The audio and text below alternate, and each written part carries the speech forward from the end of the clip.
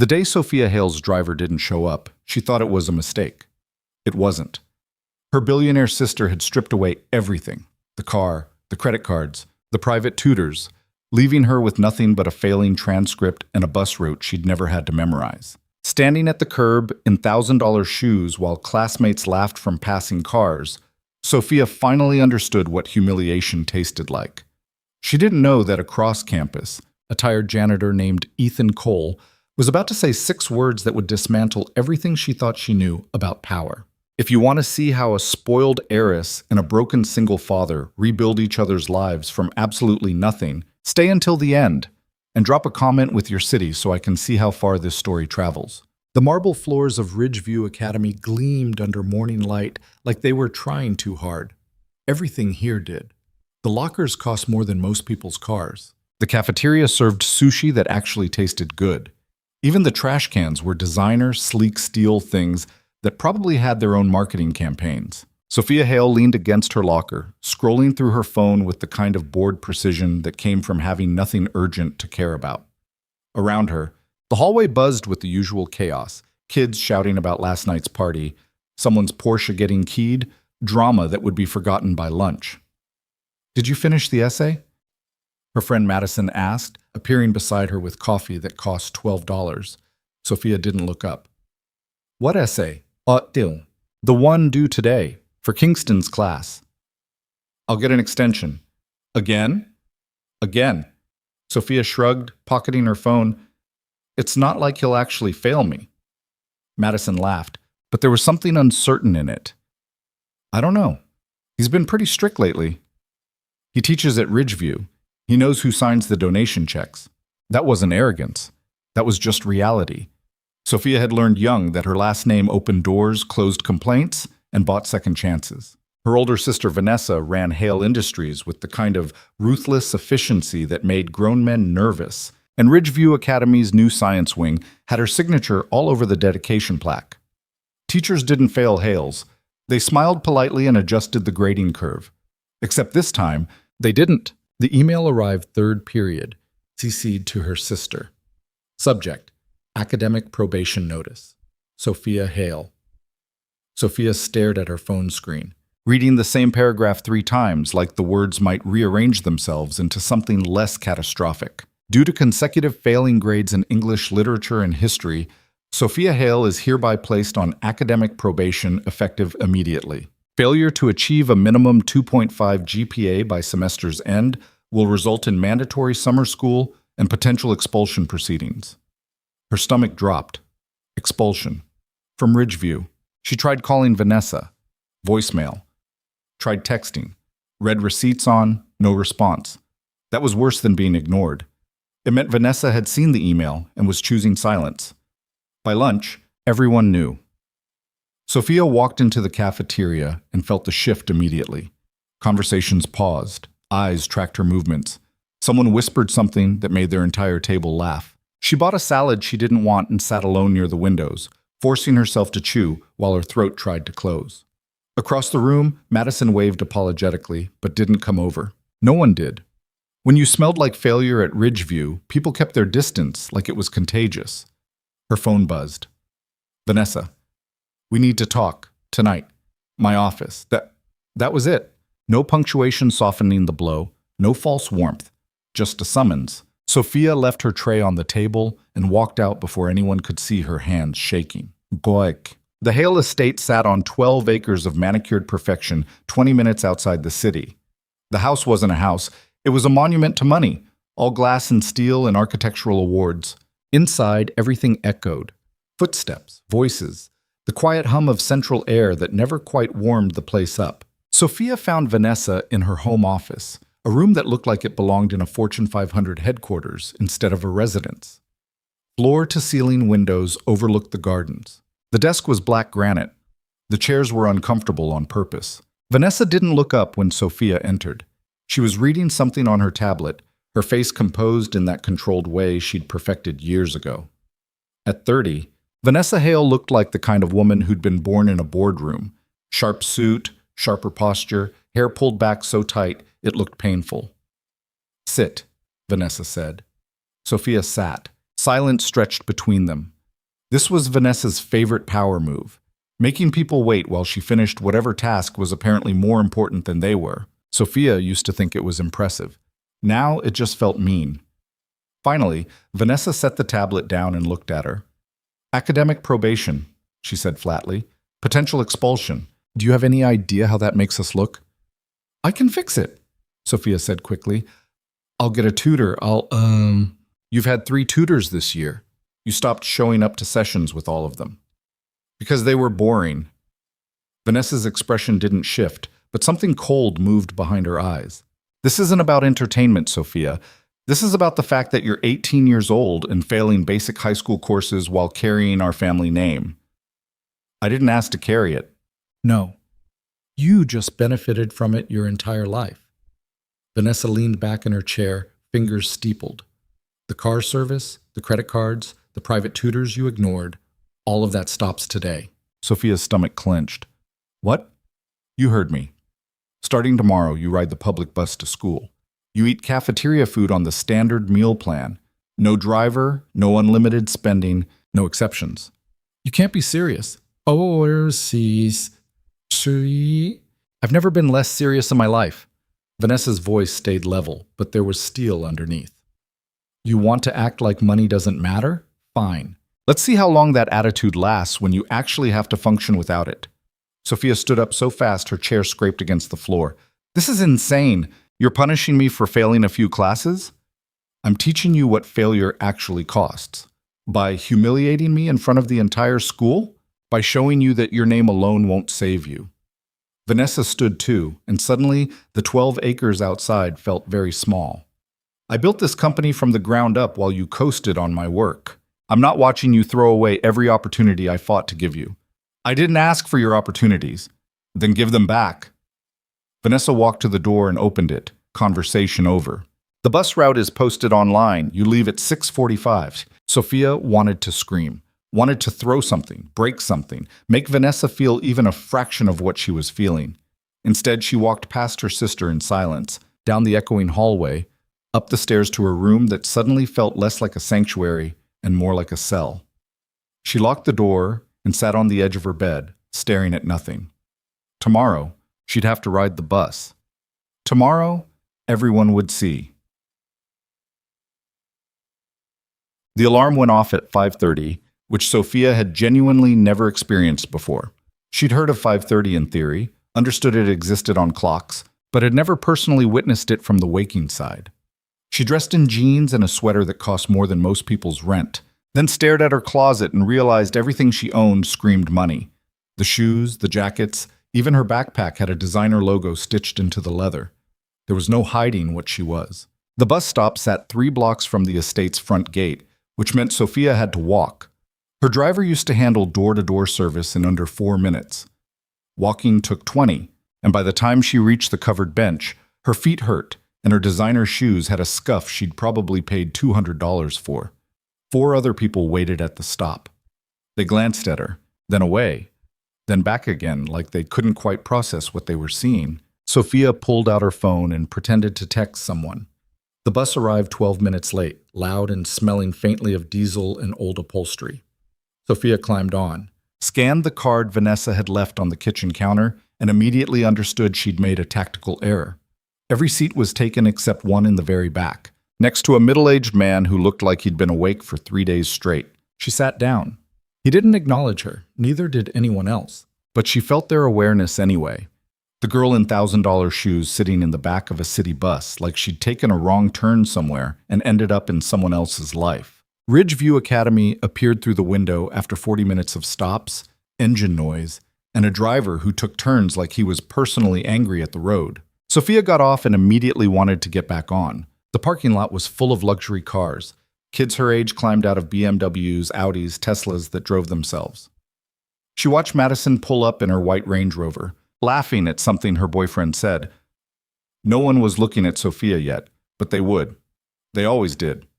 She walked across the lot with her head down, aiming for the front entrance like it was a finish line. Almost made it too, until someone shouted, "Hail! You take the bus now?" Laughter erupted behind her. She didn't turn around, didn't stop, just kept walking until she reached the doors, pushed through, and let the noise of the hallway swallow her whole. First period was history. She sat in the back and tried to disappear. Second period was math, where Mr. Torres handed back quizzes, and Sophia got a 43 circled in red at the top of hers. Third period was English with Mr. Kingston, who glanced at her once and said nothing. By lunch, the whispers had upgraded to open conversation. "Did you see her this morning?" Someone said Vanessa cut her off completely. Guess money doesn't buy grades after all. Sophia bought food she didn't eat and found an empty table in the corner. Madison walked past, saw her, hesitated, then kept going. That hurt more than the whispers. She lasted until sixth period before the humiliation became unbearable. The moment the bell rang, she grabbed her bag and bolted for the east wing, a part of the building nobody used because it was halfway through renovations that had stalled 2 years ago. The hallway was silent, dusty, smelled like old paint and abandonment. Sophia found an unlocked classroom, shut the door, and finally let herself breathe. She didn't cry. She wouldn't give anyone that satisfaction. But she sat against the wall and stared at the ceiling and wondered how everything had fallen apart so fast. That's when she heard the cart, wheels squeaking against tile, a mop bucket sloshing, footsteps that moved with the tired rhythm of someone who'd walked this route 1,000 times. The door opened. A man appeared, maybe 32, wearing a janitorial uniform that had seen better decades. He looked exhausted, the deep kind that sleep didn't fix, but his eyes were steady. Dark hair that needed a cut, stubble that needed a shave, the posture of someone who'd learned to carry weight without complaining about it. He saw Sophia sitting on the floor and stopped. "You okay?" he asked. His voice was quiet, not unkind. Sophia stood up quickly, brushing dust off her jeans. "I'm fine, just needed space." He nodded like that made sense. "This wing's off limits to students." "I know. I'll leave." She headed for the door, but his next words stopped her. "They're brutal here, aren't they?" Sophia turned. "What?" "The students." He set his mop against the wall. "I've worked here 2 years, seen a lot of kids get torn apart in the hallways. You're getting it now, aren't you?" She wanted to lie, wanted to put up the walls she'd spent years building, but something about the way he said it, not pitying, not judging, just observing, made honesty easier. "Yeah," she said. "I am. Because you're failing. Because I got caught failing." Sophia crossed her arms. "Everyone here's probably failing something. I just had the bad luck of having it go public." The janitor considered that. "Your sister did this?" "How do you know about my sister?" "Vanessa Hale's name is on half the buildings in this city. Plus, you're wearing shoes that cost more than my monthly rent. Doesn't take detective work." Sophia looked down at her feet. "She thinks I'm spoiled." "Are you?" "Yeah." The admission surprised her. "I guess I am." The janitor picked up his mop again, but didn't leave. "You want to stop being spoiled, or do you just want people to stop noticing?" "What's the difference? One requires actual work, the other just requires better PR." Sophia laughed, bitter, sharp. "Work hasn't exactly been my specialty. That's fixable." "You don't know me." "I know you're sitting in an abandoned classroom because you'd rather hide than face them." He looked at her with those tired, steady eyes. "I also know hiding doesn't change anything. You'll still have to walk those hallways tomorrow. So what do I do?" He leaned against his doorframe, quiet for a moment. Then he said the sentence that changed everything. "If you want to win, start at 0. Sophia frowned. "What does that mean?" "It means stop pretending you're something you're not. Stop relying on your name, your sister's money, all the things that used to protect you. Strip it all away and build yourself back up using nothing but your own hands." "That sounds terrible." "It is." He almost smiled. "But it's the only way that sticks." Sophia stared at him. "Why do you care?" "I don't." He pushed off the doorframe. "But if you decide you want help, come find me before school starts. East Wing Library. 6:15. "Why so early?" "Because if you're serious, you won't mind waking up for it." He left before she could respond, his cart squeaking down the hallway until the sound faded completely. Sophia stood alone in the empty classroom, her phone buzzing with texts she didn't want to read. Start at 0. She didn't even know his name. Mutchan. That night, Sophia sat at the dinner table across from Vanessa and said nothing. They ate in silence, not the comfortable kind, but the brittle kind that came from two people who lived in the same house but occupied completely different worlds. Vanessa's phone buzzed every few minutes. She answered emails between bites. Her attention split so efficiently it barely looked split at all. Sophia pushed food around her plate. "How was school?" Vanessa asked without looking up. "Fantastic. Thanks for asking." Sarcasm isn't an answer. Neither is cutting me off without warning. Vanessa set her fork down. "You're not cut off. You have everything you actually need. Food, housing, education. What you don't have is the luxury of pretending consequences don't apply to you. I get it. You've made your point. Have I?" Vanessa's gaze sharpened. "Because from where I'm sitting, you still think this is temporary. You think if you wait long enough, I'll fold and give you back your easy life. Will you?" "No." The word landed heavy. Sophia looked at her sister, really looked, and saw something she hadn't noticed before. Exhaustion. Not the kind you slept off, but the kind that lived in your bones. Vanessa ran a multi-billion-dollar company, managed investments across 4 continents, and somehow still found time to micromanage Sophia's life. And Sophia had never once asked her if she was okay. "Why do you care so much?" Sophia asked quietly. Vanessa blinked, caught off guard. "What?" "About me, my grades, all of it." Sophia leaned forward. "You built your empire. You're successful, powerful. Everyone respects you. Why does it matter if I'm failing high school?" For a moment, Vanessa looked like she might actually answer. Then the walls came back up. "Because you're my responsibility," she said. "And I don't accept failure for myself or anyone carrying my name." She stood, picked up her plate, and left the table. Sophia sat alone in the dining room, surrounded by wealth that suddenly felt very cold. Months. The alarm went off at 5 the next morning. Sophia stared at the ceiling, debating. She could go back to sleep. Pretend yesterday's conversation never happened. Ignore the janitor's offer and let herself drift through the rest of the semester on autopilot, or she could start at 0. She got dressed in the dark and left the house before Vanessa woke up. The city looked different at this hour, quieter, less performed. She took the bus, same route, same diesel smell. But this time it felt less like punishment and more like routine, something she'd have to get used to. Ridgeview's parking lot was empty when she arrived. The building looked smaller without crowds, almost vulnerable in the early light. The East Wing was still off limits, still dusty. Sophia found the library, a room that had probably been impressive once, but now just looked forgotten. Half the shelves were empty. The tables were scarred with years of carved initials, windows that didn't open right. The janitor was already there, sitting at one of the tables with a thermos of coffee and a notebook. He looked up when she entered. "You came. You told me to." "I gave you an option. You chose to show up." He gestured to the chair across from him. "That's different." Sophia sat down, suddenly nervous. "What now?" "Now you tell me what you're actually bad at." "Everything, apparently." "Specifics." She hesitated. "Writing, essays, analysis, anything that requires making an actual argument." I freeze. The blank page just stares at me. "What about reading?" "I can read fine. I just don't." "Why not?" "Because it's boring." "No." He leaned back. "You think it's boring because you've never had to fight for the information. Everything's been handed to you, pre-digested, turned into easy consumption. You've never had to work for understanding, so you don't value it." Sophia bristled. "You don't know me."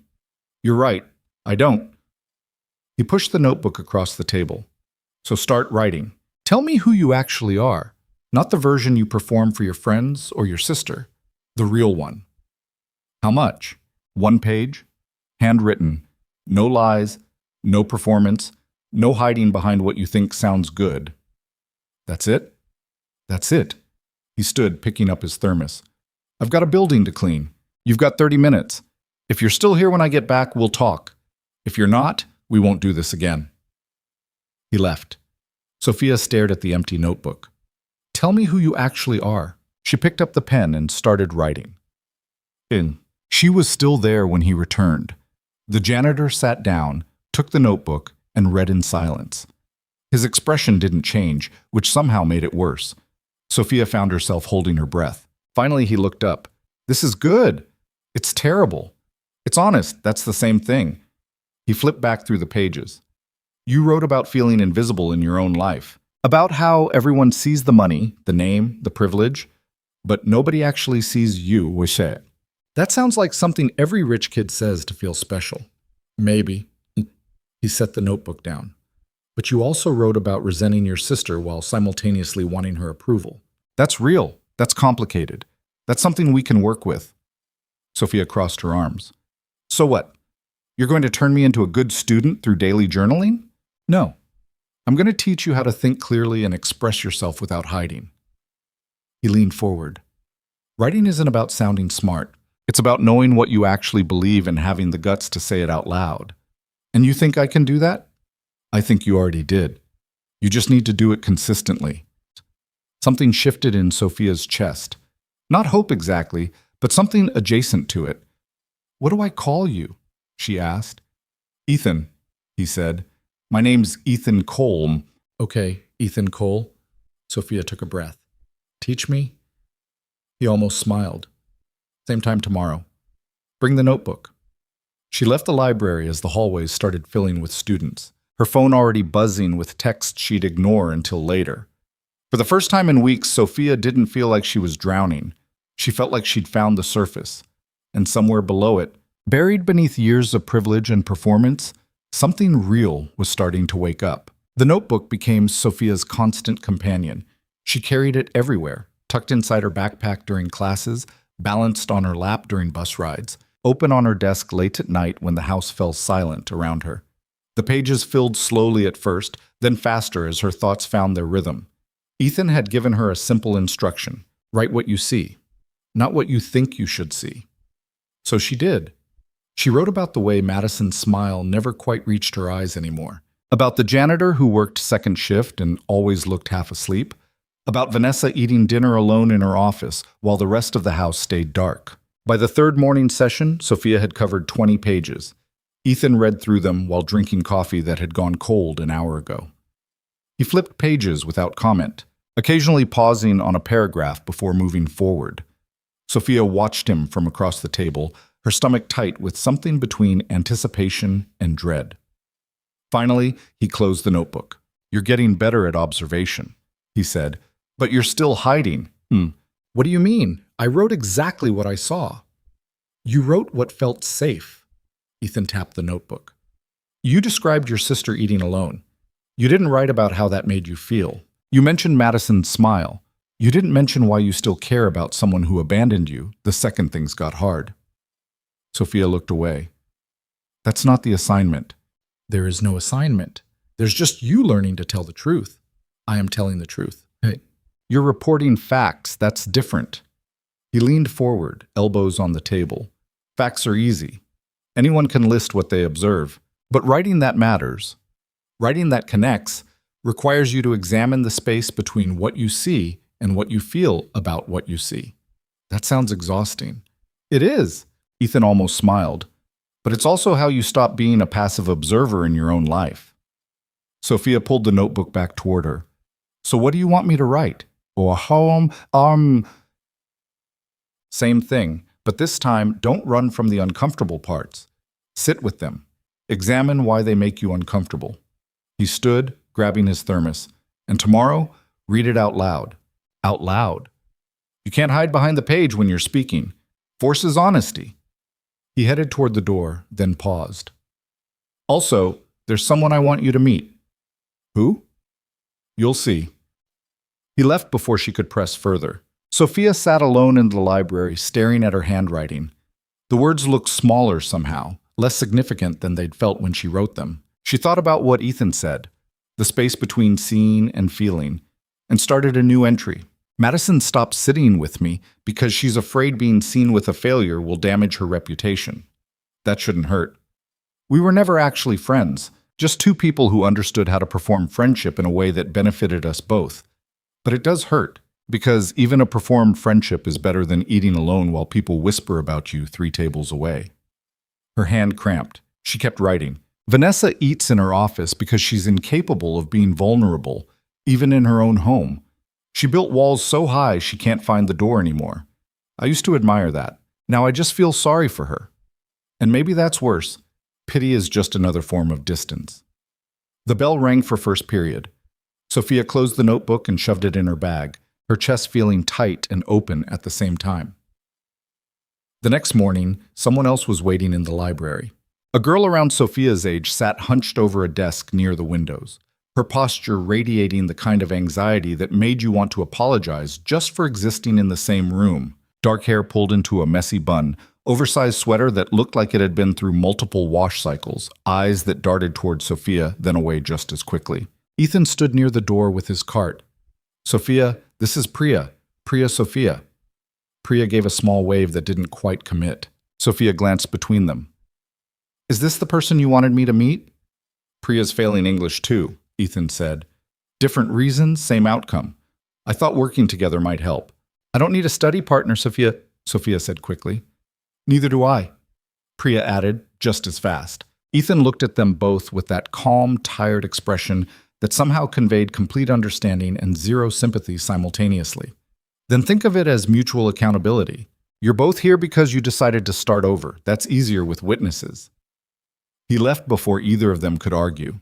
Sophia and Priya stared at each other across the empty library. The silence stretched, uncomfortable and brittle. So, Priya said finally, you're the billionaire's sister. And you're the girl who had a panic attack during the oral presentation last month. Priya flinched. Everyone knows about that? Everyone knows about everything here. Sophia sat down at the table, pulling out her notebook. That's kind of the problem. Why are you really here? Priya asked. You could hire a private tutor. You could transfer schools. You don't have to wake up at 5 in the morning to sit in a dusty library with a janitor and some random anxious girl. My sister cut me off. So get her to uncut you. It's not that simple, isn't it? Priya leaned back in her chair. You're rich. Rich people don't have real problems. They have inconveniences they can pay to solve. Sophia felt anger spike hot and fast. You don't know anything about my life, and you don't know anything about mine. Priya's voice stayed quiet, but something sharp moved underneath. I'm here because my parents can't afford a tutor, because I have 2 younger brothers who need help with homework every night, because I work weekends at my uncle's restaurant and still can't afford the college prep courses everyone else takes for granted. So yeah, watching you complain about your billionaire sister being mean to you isn't exactly moving me to tears. Sophia opened her mouth to snap back, then stopped. Because Priya was right. She'd been so focused on her own humiliation that she hadn't considered everyone else at Ridgeview carried their own weight. Some just carried it less visibly.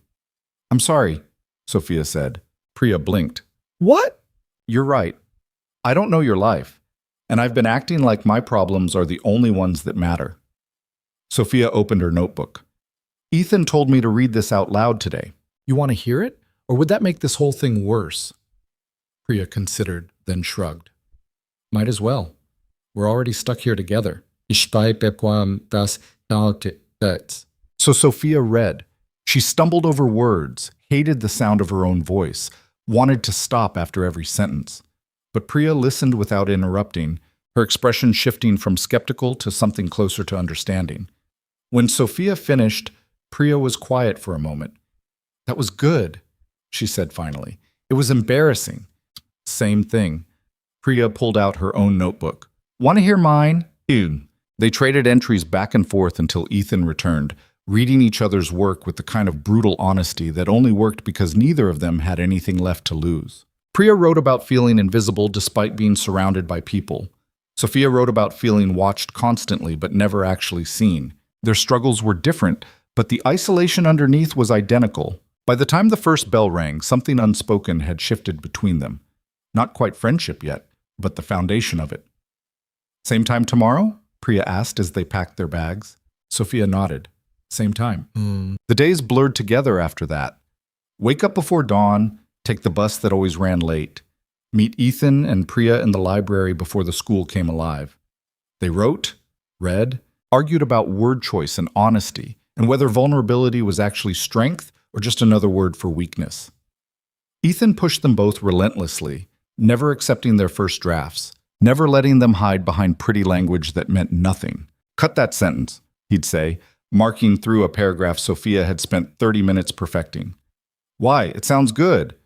It sounds like you're trying to impress me. I don't need impressive. I need true. Sophia would rewrite it, then rewrite it again. Then throw her pen down in frustration while Ethan waited with the patience of someone who'd seen this exact breakdown 100 times before. You're doing this on purpose, she accused once. Doing what? Making it harder than it needs to be. No, I'm making it exactly as hard as it needs to be. He handed her pen back. Easy doesn't teach you anything. Struggle does. 2 weeks in, another student appeared. Luis was a junior who'd been held back a year and carried that failure like a physical weight. He sat in the back during their sessions, barely speaking, just listening while Sophia and Priya read their work aloud. Ethan let him be invisible for 3 days before calling him out. You planning to participate or just audit? Luis shifted uncomfortably. I'm not a good writer. Neither are they. That's why we're here. I don't have anything worth writing about. Everyone has something worth writing about. Most people just don't think their story matters enough to tell. Ethan grabbed a spare notebook from his cart and tossed it to Luis. Prove yourself wrong. Start with why you're here instead of sleeping. Luis caught the notebook but didn't open it. The next morning he had half a page written. The morning after that, 2 pages. By the end of the week, he was reading aloud with the same nervous energy that Sophia recognized from her own first attempts. The library stopped feeling abandoned. It became something else, a space carved out of the school's relentless performance culture, where failure wasn't punished, just examined, where struggling out loud was encouraged instead of hidden, where the only requirement was showing up and trying. Word spread quietly. A freshman named Maya started appearing, followed by a senior named James who'd failed AP Literature twice. Then 2 more juniors, a sophomore, another freshman who barely spoke English but wrote in broken sentences that somehow communicated more than perfect grammar ever could. Ethan never turned anyone away.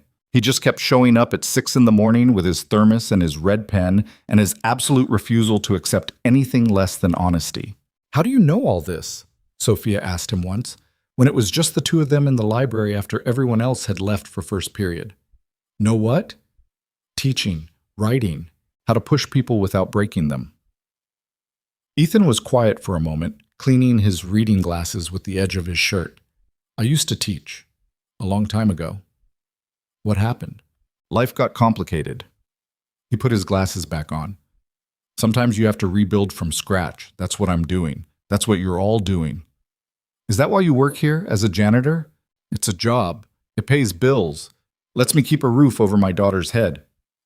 He stood, gathering empty coffee cups left behind by students. Not everything has to be a career. Sometimes survival is enough. Sophia watched him move around the library, straightening chairs, erasing the whiteboard where they'd mapped out essay structures. He moved with the efficiency of someone who'd learned to be invisible, to do his work without drawing attention or expectation. What's your daughter's name, Ishat? She asked. Lily. His expression softened. She's 6, smart as hell, stubborn as concrete, obsessed with dinosaurs for reasons I don't fully understand. Does she know you do this? The morning sessions? Yes. She knows I help students sometimes. Doesn't know the details. Ethan paused. She thinks I'm a teacher. I don't correct her. Why not? Because to her I am. He looked at Sophia with those tired, steady eyes. Jobs are just labels. What you actually do for people matters more. The bell for first period rang, shattering the quiet. Sophia grabbed her bag and headed for the door, but turned back before leaving. Thank you. For this. All of it. Ethan nodded. Don't thank me. Just keep showing up. She did. The sessions became routine. The group grew to 12 regular students, all of them carrying their own reasons for being there. They filled the library with noise and argument and occasional laughter when someone's writing landed exactly right. Ethan facilitated but never dominated, letting them teach each other through feedback and shared struggle. Sophia's grades started climbing, not dramatically, not overnight, but steadily. She turned in essays that her teachers actually read instead of skimming. She participated in class discussions without freezing. She discovered that writing wasn't about sounding smart. It was about figuring out what you actually thought and having the courage to defend it. But the real change happened internally. She stopped checking her phone every 5 minutes for validation from people who'd never actually cared about her. Stopped wearing clothes designed to signal wealth and status. Started listening more than she performed. The armor she'd built over years of privilege began cracking, revealing something raw and uncertain underneath. It was uncomfortable. It was necessary. At home, things with Vanessa remained frozen. They moved through the house like ghosts haunting separate dimensions, occasionally colliding during meals that neither of them enjoyed. Vanessa worked constantly, her phone permanently attached to her hand, her attention fractured across a dozen simultaneous crises that apparently required her immediate intervention. Sophia stopped trying to bridge the gap. She focused on her own work, her own growth, her own reconstruction. Then one morning, everything shifted. Sophia arrived at the library to find Ethan standing near the windows with a small girl in dinosaur pajamas. The girl was holding a worn stuffed triceratops and yawning hard enough to make her whole face scrunch up. "Lily," Ethan was saying quietly, "you need to sit here while I work, okay? Just for an hour." "But I'm tired," Lily mumbled, rubbing her eyes. "I know. You can sleep in the corner. I'll wake you up when we're done." Lily noticed Sophia standing in the doorway. "Is that your student?" "One of them," Ethan said. "She's pretty." Sophia felt her chest tighten with an emotion she couldn't immediately name. "Thanks. I like your dinosaur." "His name is Reginald." Lily hugged the Triceratops closer. "He's 300 million years old." 65 million, Ethan corrected gently. Triceratops were late Cretaceous. "That's what I said." Ethan met Sophia's eyes over his daughter's head, and she saw exhaustion there. The kind that came from single parenting while working a job that barely paid. Enough to cover rent and daycare and everything else required to keep a 6-year-old fed and clothed and safe. "Childcare fell through," he said simply. "I didn't have anywhere else to bring her." "It's fine," Sophia said. "We can work around it." But as the other students filtered in, Lily's presence shifted the entire dynamic. She sat in the corner with Reginald, coloring in a workbook that was clearly intended for kids older than her. Occasionally, she'd look up and ask questions that derailed entire conversations. "Why are you all here so early?" she asked during a particularly heated debate about comma placement. "Because we want to get better at writing," Priya answered. "Why?" "So we can pass our classes." "Why?" "So we can graduate and go to college." "Why?" Priya looked helplessly at Ethan, who just smiled. "That's the question, isn't it?" The sessions continued like that for 3 days. Ethan's daughter became an unexpected fixture, asking impossible questions and falling asleep on a pile of coats while they worked. No one complained. If anything, Lily's presence made the library feel more human, less like an academic pressure cooker, and more like a space where life happened messily and imperfectly. On the 4th morning, Lily looked up from her coloring and said, "My daddy used to be a real teacher." Everyone stopped. Ethan froze, his pen hovering over Luis's essay. "Lily," he said quietly. "That's not—" "You did," she insisted, "at the big school with the stone walls. You had an office and students came to see you and everything." Sophia watched Ethan's face close down, walls slamming into place. "That was a long time ago," he said. "What happened?" Maya asked. "Nothing that matters now." Ethan stood abruptly. "Let's take 5. I need to refill my coffee." He left the library, taking Lily with him. The students exchanged glances. "Anyone know what that was about?" James asked. No one did. But Sophia felt something shift in her understanding of Ethan Cole. He wasn't just a janitor who happened to be good at teaching. He was someone who'd lost something significant and rebuilt himself in whatever form survival allowed. Someone who understood starting at zero because he'd been forced to do it himself. When Ethan returned 15 minutes later, his walls were back in place and the subject was clearly closed. They worked through the rest of the session in careful normalcy, everyone pretending the crack in his armor hadn't appeared. But Sophia couldn't stop thinking about it. That afternoon during lunch, she did something she hadn't done in weeks. She approached Madison. Madison was sitting with her usual group, laughing at something on someone's phone. She looked up when Sophia appeared, and her expression flickered through several emotions before landing on polite neutrality. "Hey," Madison said. "Can we talk? Just for a minute." Madison glanced at her friends, then stood. They walked to an empty corner of the cafeteria where the noise provided cover. "What's up?" Madison asked, her tone carefully casual. "Do you know anything about Ethan Cole, the janitor?" Madison's eyebrows rose. "Why?" "Just curious. Someone mentioned he used to teach at a university." "Oh, that." Madison lowered her voice. "Yeah, everyone knows that story. He taught English Lit at Whitmore College. Had tenure, published papers, the whole academic track. Then his wife died in a car accident and he kind of fell apart. Lost his job, lost custody of his daughter temporarily, lost everything. Took him 2 years to get stable enough to get her back." Sophia's stomach dropped. "When was this?" "Like 3 years ago? Maybe 4? Madison shifted uncomfortably. "Why are you asking?" "No reason. Just heard his daughter mention it." "Look, Sophia." Madison stopped, then started again. "I know things have been weird between us. And I know I wasn't there when everything happened with your sister. That wasn't cool." "It's fine." "It's not." Madison looked genuinely uncomfortable now. "But also, hanging out with the janitor? That's not going to help your reputation here. I don't care about my reputation anymore." "Well, you will once you realize how hard it is to rebuild one." Madison glanced back at her table. "I have to go. But seriously, be careful. People are already talking." She walked away before Sophia could respond. Sophia stood alone near the vending machines, processing what she'd learned. Ethan hadn't just rebuilt from scratch. He'd rebuilt from complete destruction, and somehow he'd managed to hold on to enough of himself to help others do the same thing. That night, she wrote 7 pages about loss and rebuilding and the different ways people survived catastrophe. She didn't write about Ethan directly, but he was present in every sentence. The next morning, she arrived early enough to catch him alone. "Madison told me," she said without preamble, "about your wife, about what happened." Ethan's hand stilled on the coffee he was pouring. "Did she? I'm sorry, that's not enough, but I am." "It was a long time ago." "That doesn't make it not matter." Ethan turned to face her fully. "What are you looking for here, Sophia? Confirmation that trauma makes people deeper? That suffering builds character?" "No, She struggled for words. "I wanted you to know that what you're doing here matters. These sessions, helping us, all of it. You didn't have to do any of this." "I know I didn't. So why do you?" Ethan was quiet for a long moment. "Because teaching is the only thing I know how to do that feels like it means something. I lost the credentials, the title, the professional respect.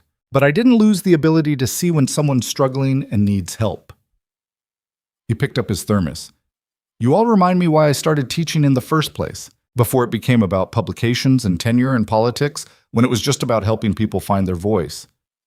We're lucky you're here. I'm lucky you all show up." He checked his watch. "Speaking of which, we should start. Priya's presenting her essay today, and she's nervous as hell about it." They worked through the session like normal, but something had shifted. The library felt less like a temporary refuge and more like something they were building together. A space that existed outside the school's brutal hierarchy, where struggle was shared instead of hidden. Priya read her essay aloud with shaking hands. It was about her uncle's restaurant, the invisible labor of immigrant families, the weight of expectation she couldn't articulate to parents who'd sacrificed everything for her education. Her voice cracked twice. She finished and looked up, terrified. The room erupted in support. Not polite applause, but genuine enthusiasm. People calling out the specific lines that hit hardest, the moments where her honesty cut through. Priya's eyes filled with tears. "You guys actually liked it." "It was incredible," Louise said. "The part about translation guilt," Maya added, "that destroyed me." Sophia watched Priya's face transform from fear to something like hope and felt her own chest tighten. This was what Ethan had built here, not just writing practice, but a space where being vulnerable didn't make you weak. where failing publicly was how you learned to succeed privately, where starting at zero was the only way to figure out who you actually were underneath all the performance. The bell rang.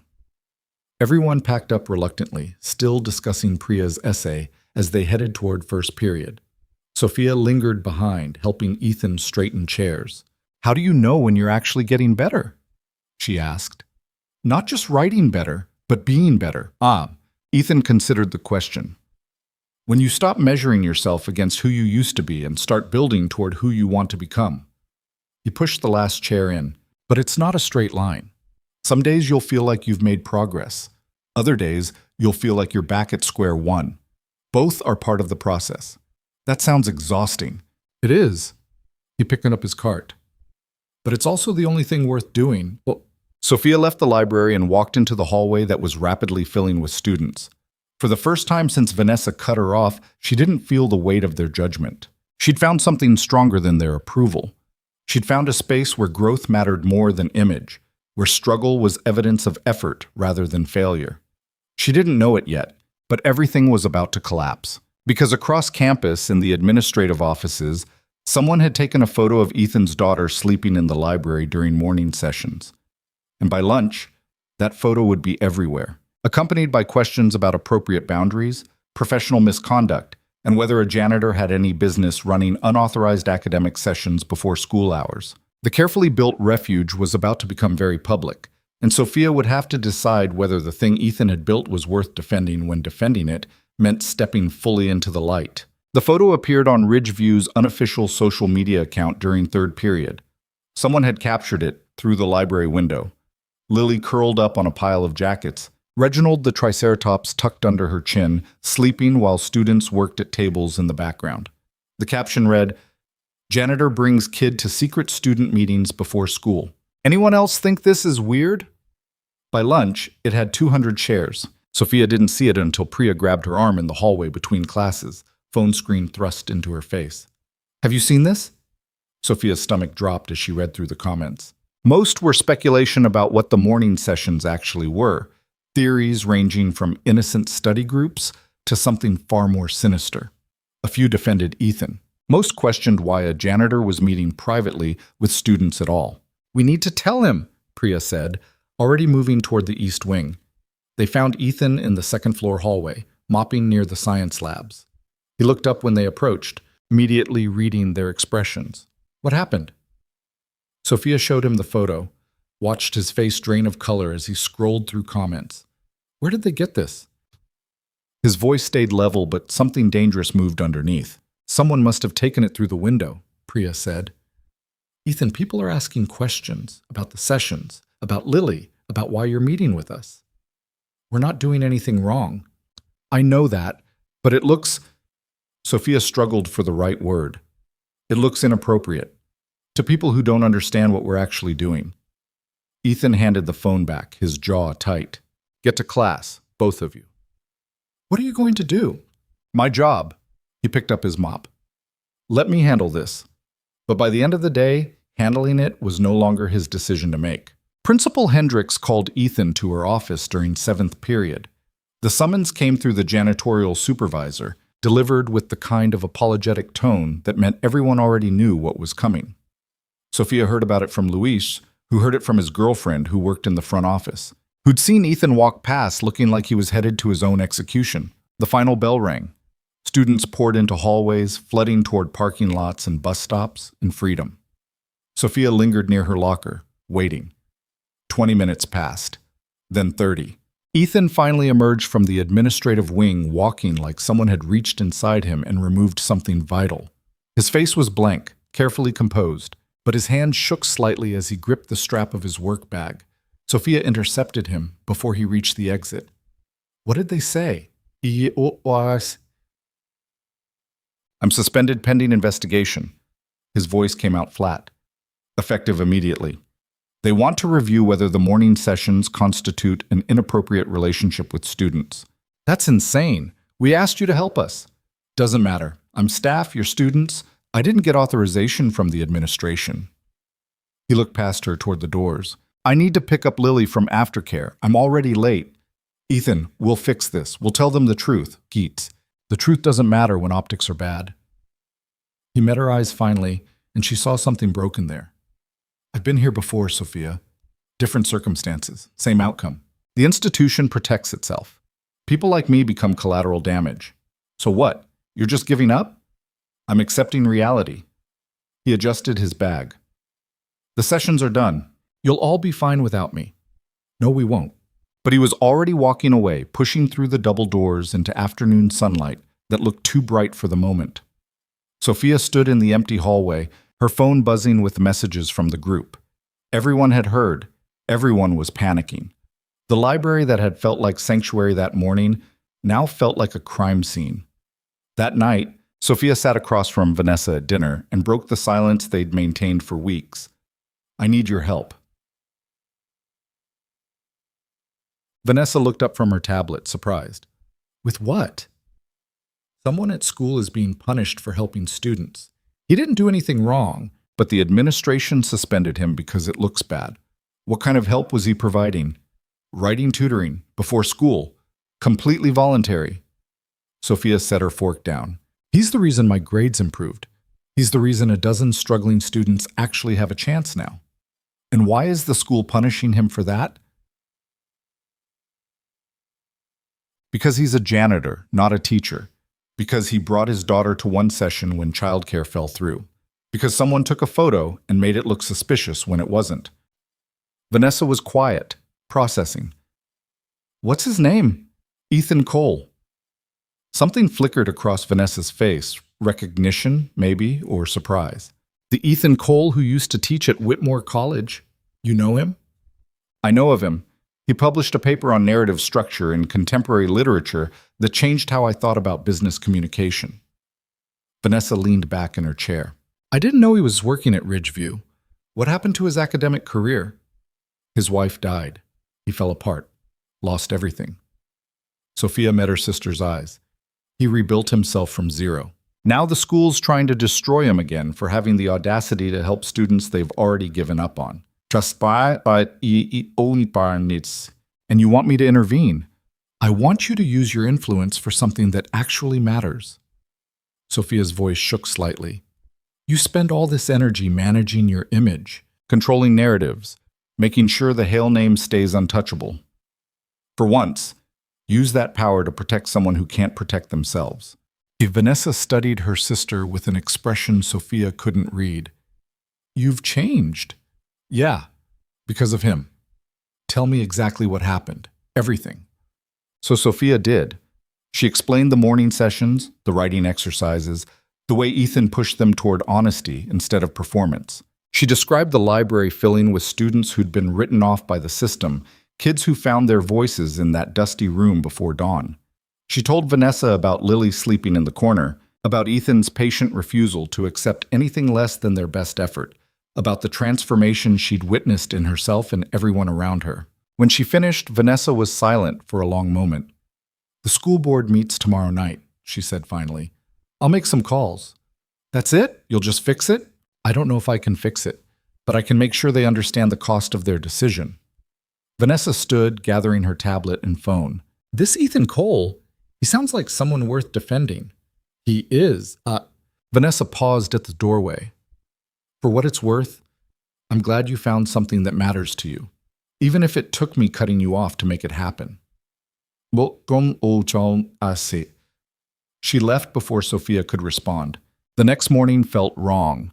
Sophia took the bus alone, arrived at school as the sun rose, and walked past the East Wing library without entering. The door was locked. The lights were off.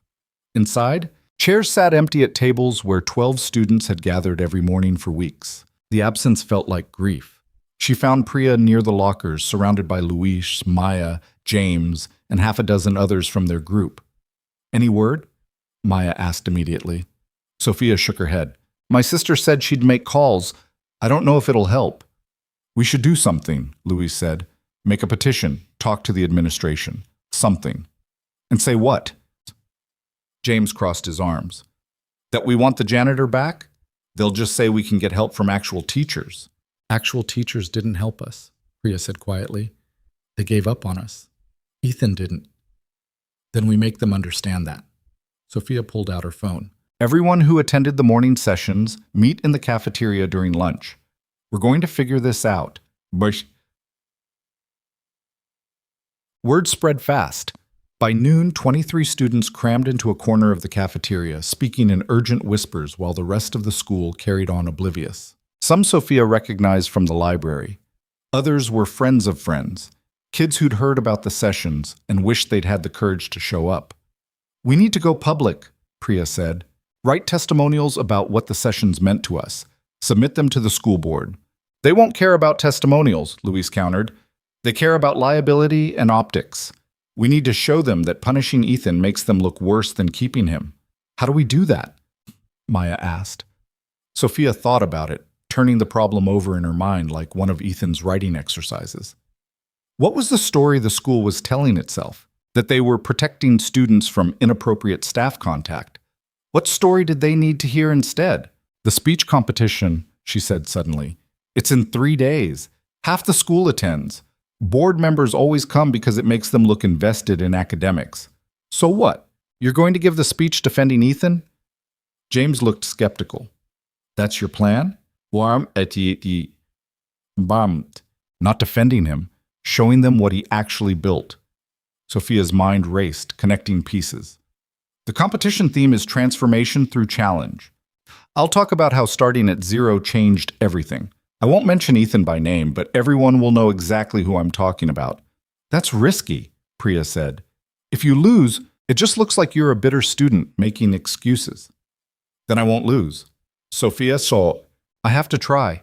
She looked around at the gathered students, all of them watching her with varying degrees of hope and doubt. He gave us our voices back. The least I can do is use mine. The next 2 days blurred together in a haze of writing and revision. Sophia drafted the speech longhand in her notebook, crossing out entire paragraphs, rewriting opening lines a dozen times. She thought about everything Ethan had taught her. Be honest, be specific, earn your conclusions instead of assuming them. She wrote about humiliation and privilege and the difference between failure that destroys and failure that rebuilds. Priya and Maya helped her rehearse during lunch, offering brutal feedback that made the speech stronger, even as it made Sophia want to throw her notes in the trash. Louise timed her delivery.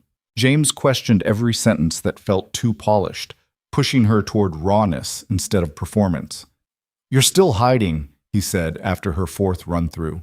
The beginning is good, but you lose it in the middle. You start trying to sound inspirational instead of just telling the truth. The middle is the hardest part, because that's where you have to actually be vulnerable.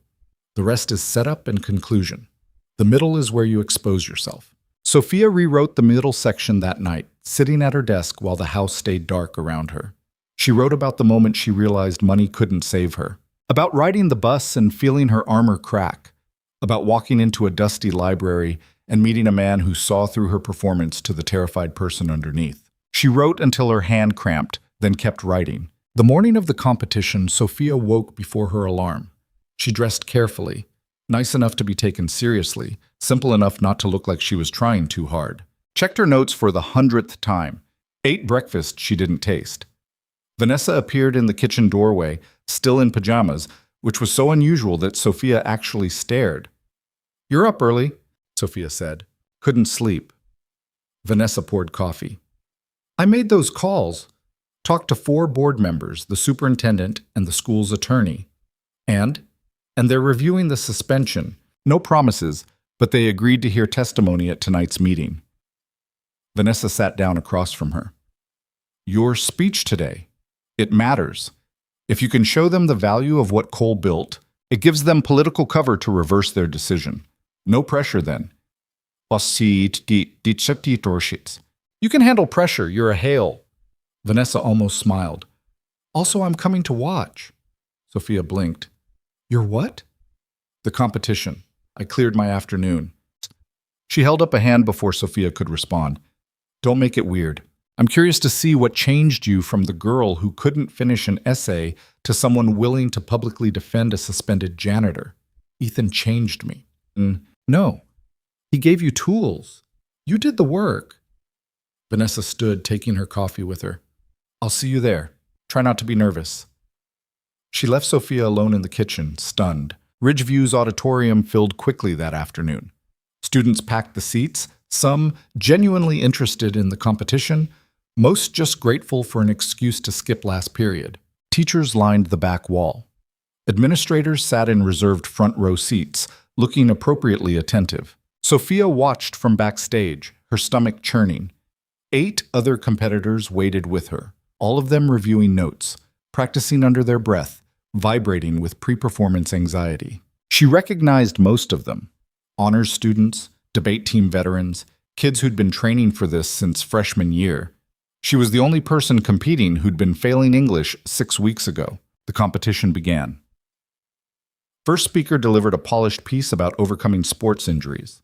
Second speaker talked about immigration trauma with impressive emotional control.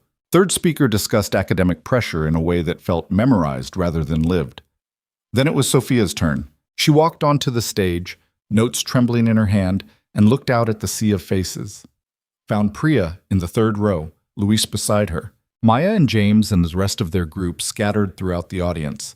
Found Vanessa sitting alone near the back, phone tucked away, actually present. Sophia set her notes on the podium and didn't look at them again. 6 weeks ago, I was failing, she began, her voice steadier than she felt. Not dramatically, not publicly, just quietly sliding toward failure while everyone pretended not to notice, because my last name was on enough donation plaques to buy silence. I thought I was entitled to success. I thought my family's money meant I didn't have to earn anything, including my education.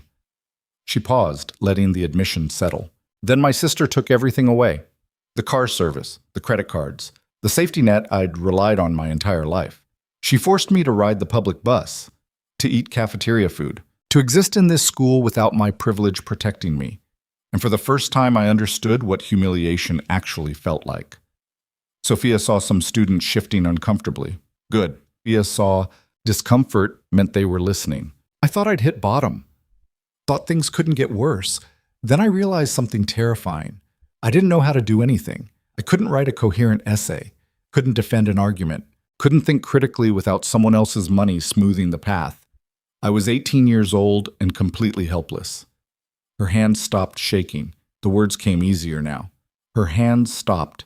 That's when I met someone who changed everything. Not a counselor, not a therapist, not a highly paid private tutor.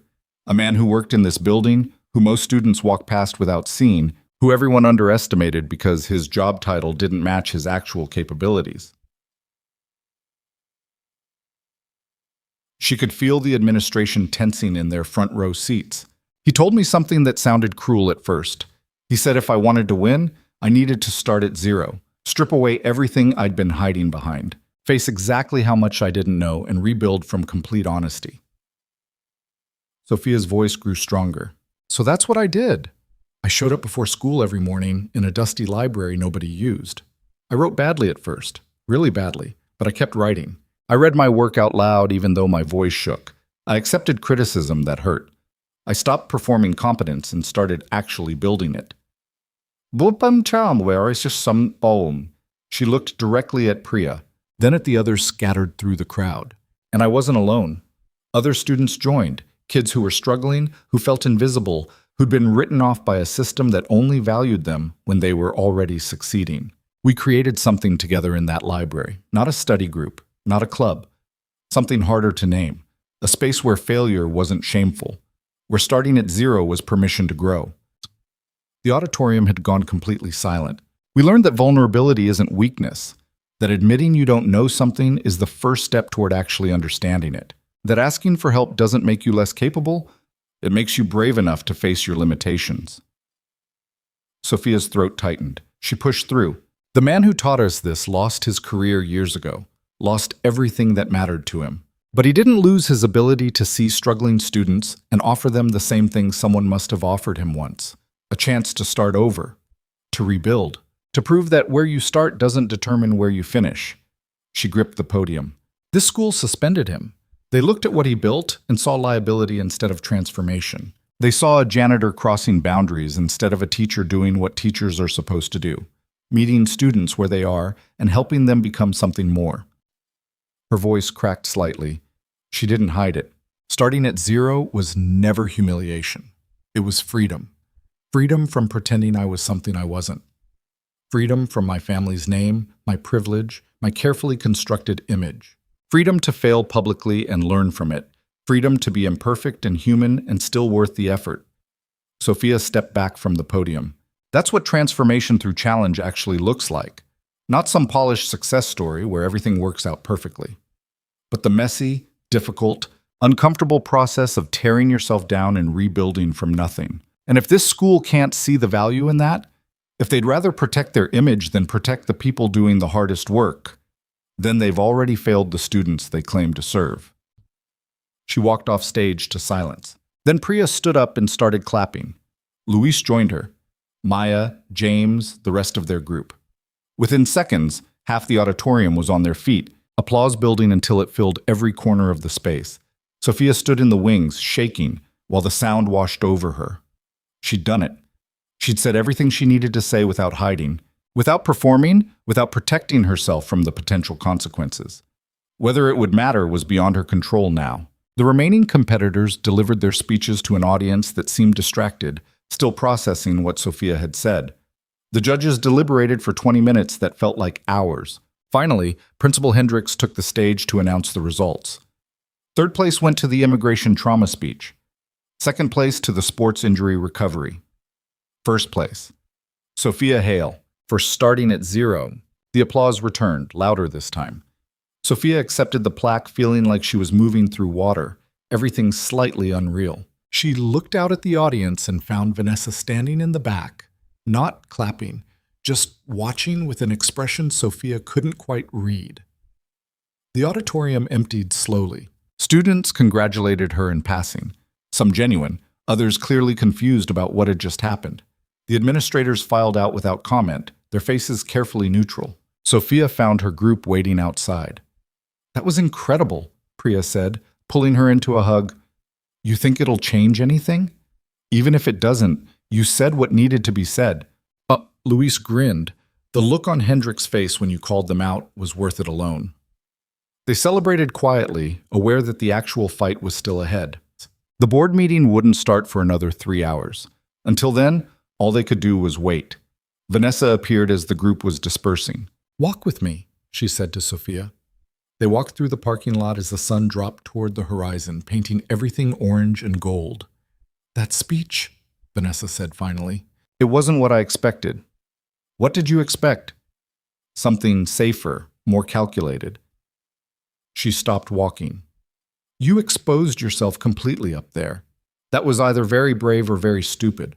Maybe both. Probably both." Vanessa looked at her properly. "I never asked you if you were okay when I cut you off. I just assumed you needed to be taught a lesson."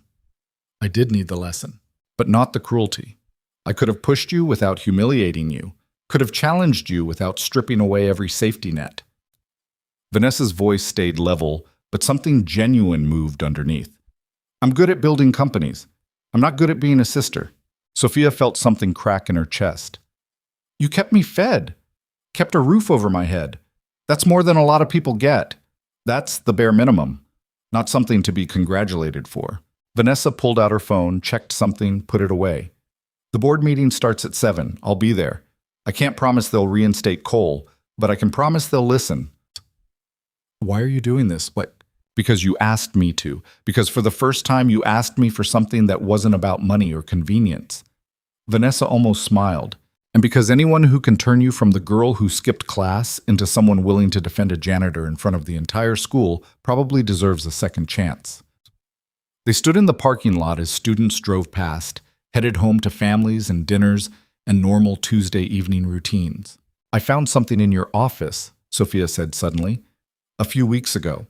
Documents about reading assessments, accommodations you never used." Vanessa went very still. "You went through my private files?"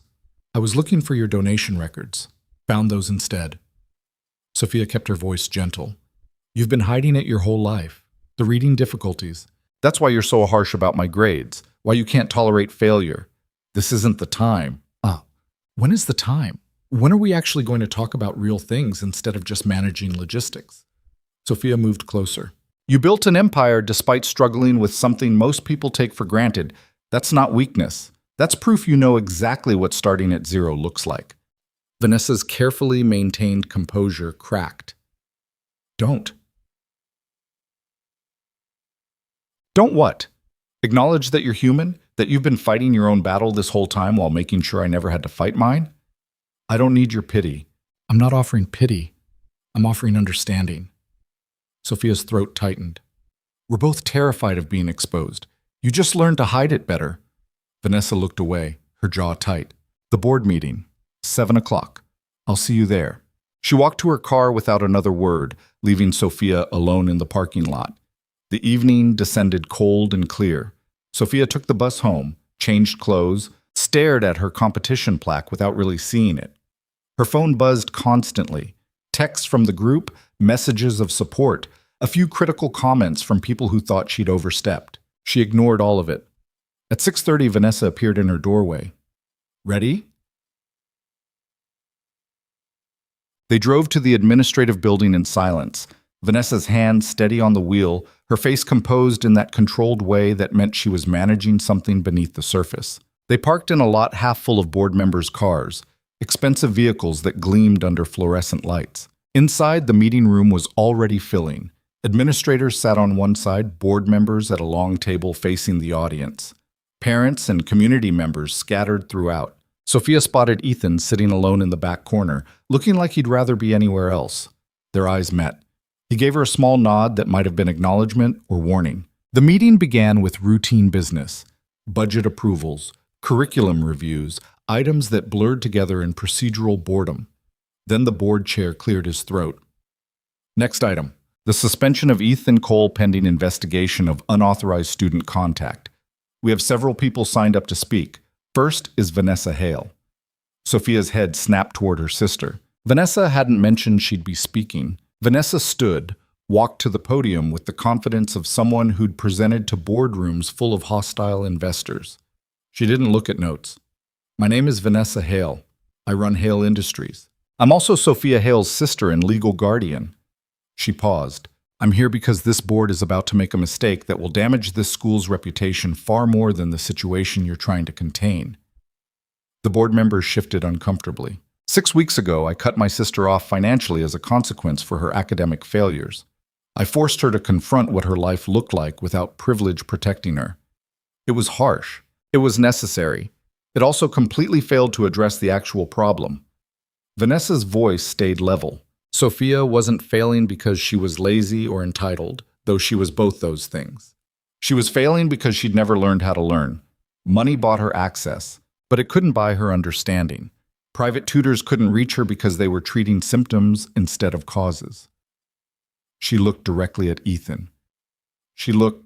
Then she found someone who understood that.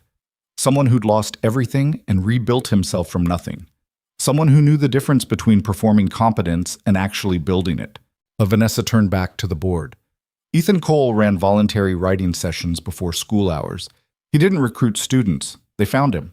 And he helped them transform their relationship with learning in a way that apparently none of your certified teachers managed to do. The board chair leaned forward. Ms. Hale, with all due respect, Mr. Cole violated district policy by helping students who needed help? Vanessa interrupted smoothly. By sacrificing his own time to do work that should have been done by your academic support staff? By succeeding where your institution failed? That's not fair, Dunsuo. Neither is suspending someone for competently doing the job you're paying other people to do incompetently. Vanessa's eyes hardened. I watched my sister give a speech today that transformed an entire auditorium. 6 weeks ago, she couldn't write a coherent paragraph. That transformation didn't happen because of your curriculum or your certified teachers or your academic policies. It happened because one man cared enough to show up at 6 in the morning and push her toward honesty. She placed her hands on the podium. I'm not here asking for leniency. I'm here telling you that if you don't reinstate Ethan Cole immediately, I will make sure every educational publication and news outlet knows exactly why you punished excellence while rewarding mediocrity. You will become a case study in institutional failure. And I will personally fund a competing after-school program at every local venue that will accept it, hiring Mr. Cole to run it, and making absolutely certain everyone knows your administration drove him out. Silence filled the room. Is that a threat, Ms. Hale? The board chair asked quietly. It's a promise. Vanessa stepped back from the podium. Your choice. She sat down beside Sophia, her expression unchanged, as if she hadn't just declared war on the entire school board. The chair looked distinctly uncomfortable now. Other speakers?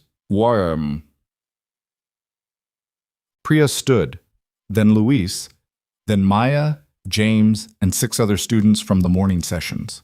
One by one, they walked to the podium and described what the library had meant to them.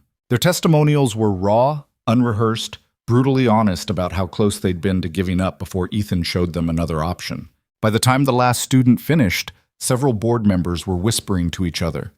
The superintendent leaned over to talk to Principal Hendricks, whose face had gone carefully neutral. The board chair called a 15-minute recess. Everyone filed into the hallway. Sophia found Ethan standing near the water fountain. You didn't have to do that, he said quietly. Yes, I did. Sophia, even if they reinstate me, this has become too public. The sessions were proof that your method works. She moved closer. You taught us to stop hiding behind what looked good and start building what actually mattered. Now it's your turn. My turn? To stop accepting what other people decide you deserve and start fighting for what you've earned. Ethan looked at her for a long moment, something shifting in his tired eyes. When did you get so stubborn? I learned from the best. The board called everyone back inside. They took their seats, and the chair cleared his throat. After reviewing testimony and consulting with legal counsel, the board has decided to lift Mr. Cole's suspension effective immediately. Relief crashed through Sophia so hard she almost gasped. However, the chair continued, we will require that all future student support sessions be officially recognized through the school's academic enrichment program, with proper oversight and documentation. Mr. Cole, if you're interested in continuing this work, we'd like to discuss creating an official position. Ethan stood slowly. What kind of position? Academic mentor, part-time initially, with potential to expand. You'd have an office, official authorization, and access to resources to support struggling students. The superintendent spoke now, looking directly at him. We should have recognized what you were building sooner. We'd like to correct that mistake. Sophia watched Ethan's face carefully. He looked overwhelmed, uncertain, like someone who'd gotten used to expecting the worst and didn't quite trust this outcome. I'd need to maintain my current job, he said finally, for financial reasons. The position pays enough that you wouldn't. The superintendent glanced at his notes. $45,000 annually to start, benefits included. Something broke in Ethan's expression. Not dramatically, just a small crack that let relief through. Then yes, he said quietly. I accept. The room erupted in applause. Students cheered. Even some of the administrators looked relieved that the situation had resolved without becoming a larger controversy. Sophia met Vanessa's eyes across the room. Her sister nodded once, a small gesture that carried more weight than any words could have. The meeting adjourned. People filed out slowly, many stopping to shake Ethan's hand, to congratulate him, to tell him stories about struggling students who needed exactly what he'd offered. Sophia waited until the crowd thinned before approaching. So, she said, looks like you get to keep starting at 0. Ethan almost smiled. Looks like I get to stop starting at 0.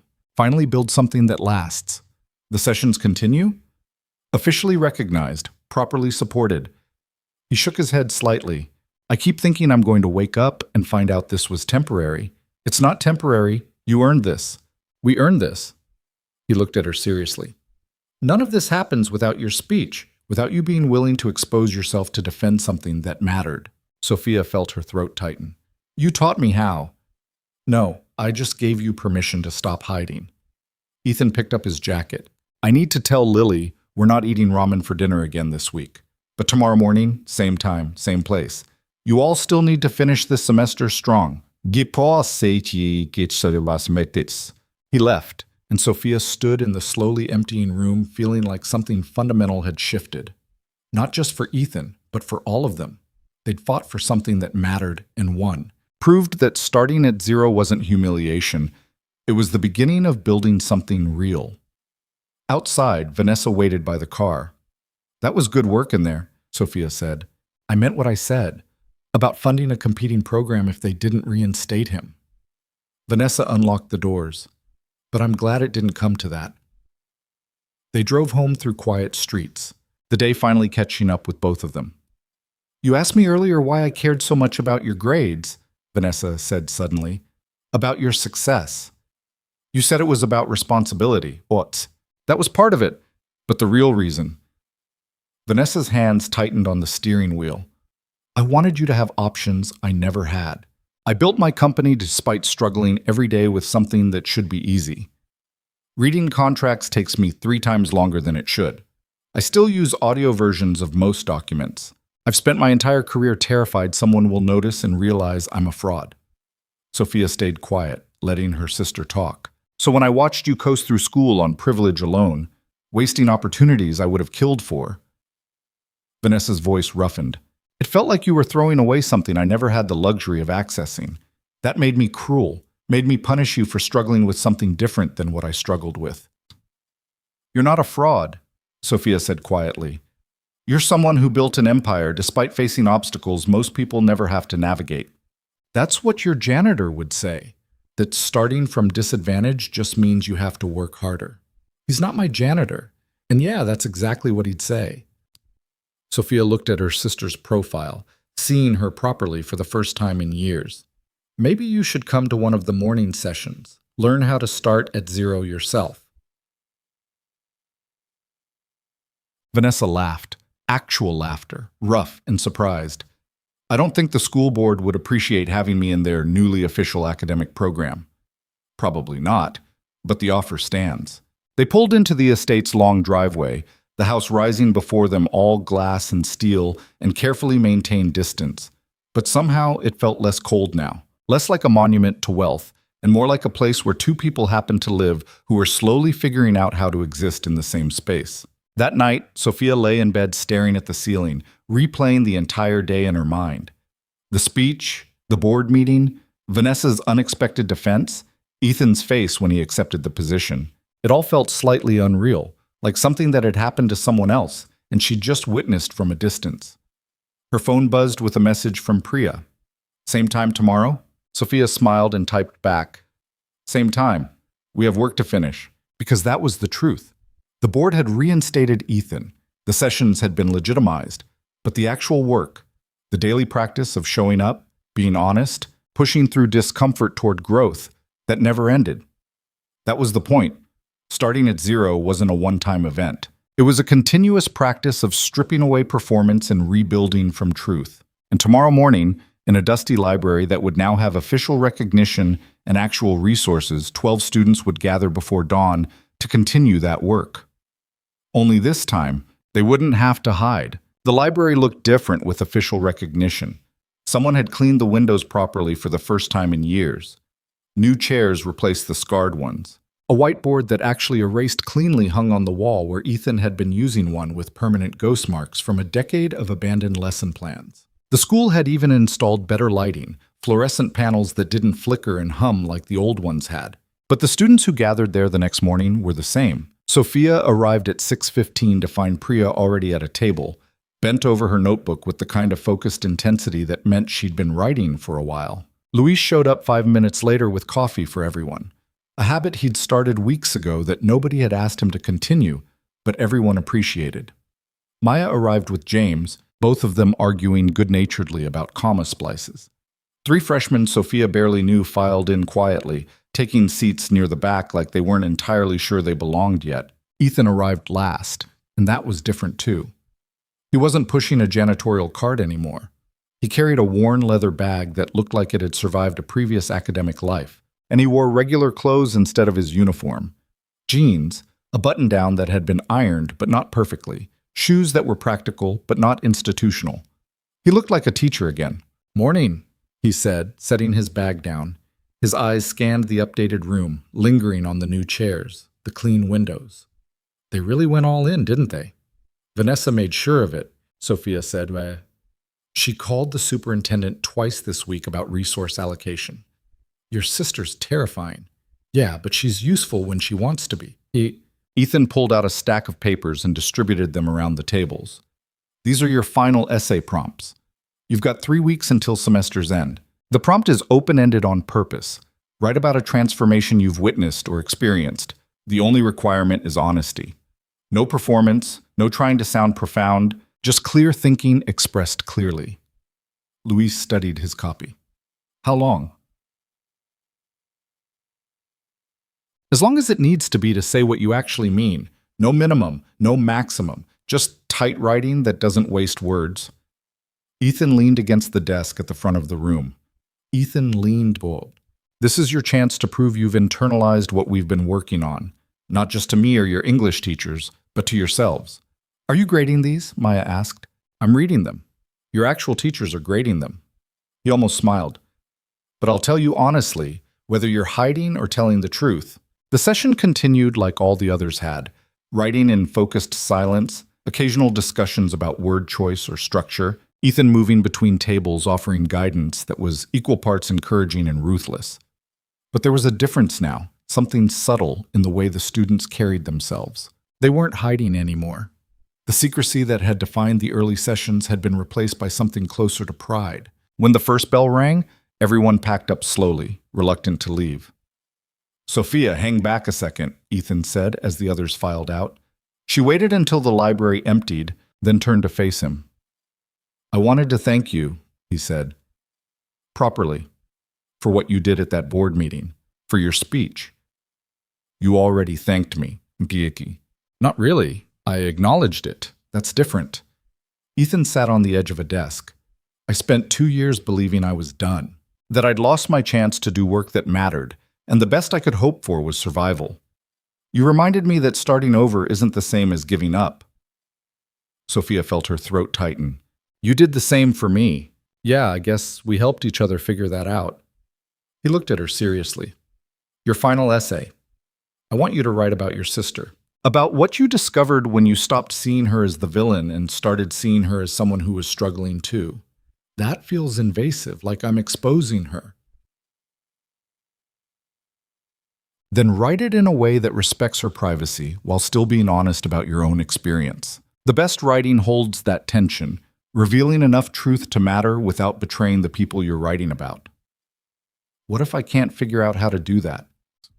Then you'll write a dozen drafts until you do. Ethan stood. You've got 3 weeks. Use them. Sophia nodded and left, already turning the assignment over in her mind. The next few weeks developed a rhythm that felt almost normal.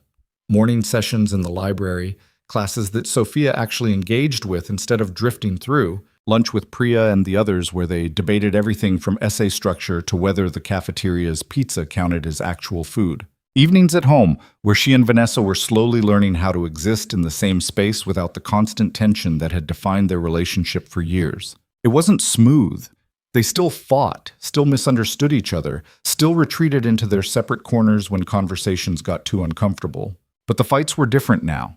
More honest, less performative, focused on actual issues instead of just testing each other's boundaries. One night over dinner, Vanessa asked about the final essay. What are you writing about? Sophia hesitated. Ethan suggested I write about you. What? Vanessa's fork paused halfway to her mouth. About me specifically, or about our situation? About what I learned when I stopped thinking you were just cruel and started understanding why you did what you did. And what did you learn? That you were terrified of me becoming someone who coasted on privilege without ever developing actual capability. Because that's what you spent your life fighting against. The assumption that you couldn't do the work because you struggled with something that came easily to everyone else. Vanessa set her fork down. That's uncomfortably accurate. Is it okay if I write about it? I won't use details that expose you. I just want to explore what it was like realizing my villain origin story was more complicated than I thought. You thought I was a villain? You cut me off and forced me to ride the bus. What else was I supposed to think? Vanessa almost smiled. Fair point. She was quiet for a moment. Write what you need to write. I trust you to do it honestly without being cruel. That conversation unlocked something in Sophia's approach to the essay. She stopped trying to protect Vanessa or soften the difficult parts. Instead, She wrote about the moment she'd found those reading assessment documents, about connecting dots she'd been deliberately ignoring for years, about the complicated reality of loving someone who hurt you while trying to help you. The drafts came slowly, each one revealing new layers she hadn't noticed before. She showed them to Ethan during morning sessions, and he pushed her toward deeper honesty every time. "This paragraph," he said, marking through an entire section, "you're explaining what you learned. Don't explain. Show the moment of realization. Put us there with you." Sophia rewrote it, then rewrote it again. The process was exhausting and clarifying in equal measure. Meanwhile, the library sessions continued evolving. More students started showing up, drawn by word of mouth and genuine results. Ethan had to start scheduling multiple sessions throughout the week to accommodate everyone. The school administration, eager to capitalize on positive publicity, began featuring the program in newsletters and promotional materials. "This is getting too big," Ethan said one morning after a session that had 23 students crammed into a space designed for 12. "Isn't that good?" Priya asked. "More students getting help? It's good. It's also unsustainable." He rubbed his face, looking tired. "I can't maintain this schedule and give everyone the attention they need. Something has to change." "What if we helped?" Sophia suggested. "The original group, we could mentor newer students. Not grade their work, but give feedback. Share what we've learned." Luis nodded. "I'd do that. Pay forward what you taught us." Ethan considered it. "That could work, but you'd have to be trained properly. This isn't about correcting grammar. It's about pushing people toward honesty without breaking them. That's a skill. Then teach us the skill," Maya said. "We've been learning it by experience anyway. Might as well formalize it." So Ethan started training them. He ran practice sessions where Sophia, Priya, Luis, and a few others took turns giving feedback on sample essays, learning how to identify when writing was hiding versus revealing, how to push without crushing, how to recognize when someone needed encouragement instead of criticism. It was harder than any of them expected. "You're being too gentle," Ethan told Sophia after she gave feedback to one of the freshmen. "You praised the parts that worked but didn't address the parts where she's still performing." "I didn't want to discourage her." "You're not discouraging her by pointing out where she can improve. You're discouraging her by letting her think performance is the same as growth." Sophia tried again, pushing harder. The freshman looked hurt at first, then thoughtful. By the end of the session, she'd rewritten the entire problematic section. "See?" Ethan said quietly. She needed honest feedback more than she needed protection from her own limitations. The training continued over several weeks. Slowly, the original group developed into something like teaching assistants, capable of running smaller feedback sessions while Ethan oversaw the broader structure. The library transformed from a single teacher operation into a student-led community of practice. But not everything was going smoothly elsewhere. Sophia's improved grades had attracted attention from her other teachers, most of it positive. Her English teacher, Mr. Kingston, had pulled her aside after class to tell her the transformation in her work was remarkable. Her history teacher nominated her essay on post-war reconstruction for a school-wide writing award, but there was pushback too. Madison approached her one afternoon between classes, looking uncomfortable. "Can we talk?" Sophia followed her to an empty hallway. "What's up?" "People are saying you're only succeeding now because the janitor's giving you special treatment, that your grades aren't actually earned." "People or you?" Madison flinched. "I'm just telling you what I'm hearing. And what do you think?" "I think—" Madison stopped, choosing her words carefully. "I think you've changed. I don't know if that's good or bad. You're different now. More intense. Less fun. I was never actually fun. I was just rich enough that people pretended I was. That's not fair. Neither was abandoning me the second things got hard." Sophia kept her voice level. "But I'm not angry about it anymore. You did what made sense for you. I'm doing what makes sense for me. Those things don't have to overlap." Madison looked genuinely hurt. "So we're just done? Years of friendship gone? We were never friends. We were two people performing friendship because it was socially convenient." Sophia softened slightly. "I don't hate you, Madison. I just don't need you anymore. And I think that bothers you more than you want to admit." She walked away before Madison could respond, feeling lighter than she expected. That evening, she told Vanessa about the conversation. That was brutal, Vanessa said. Was I wrong? Oh, no. No, but being right doesn't always feel good. Vanessa looked up from her tablet. For what it's worth, I'm proud of you for recognizing the difference between real connection and performance. That's something most people never figure out. Did you ever have real friends, or just business contacts performing friendship? Vanessa was quiet for a long moment. I had a friend in college, Sarah Chen. We were roommates, study partners, actually close. Then I started the company and got consumed by it. She tried to stay connected, but I kept canceling plans, putting her off, choosing work over everything else. Eventually, she stopped trying. Do you regret that? Every day. Vanessa's voice went rough, but I didn't know how to be successful and vulnerable simultaneously. Still don't really. It's easier to just eliminate the variables that require emotional maintenance. That sounds lonely. It is. Vanessa met her eyes. Don't make my mistakes, Sophia. Don't sacrifice connection for achievement. They're not actually in competition. That's just a lie ambitious people tell themselves to justify isolation. Sophia thought about that while finishing her essay.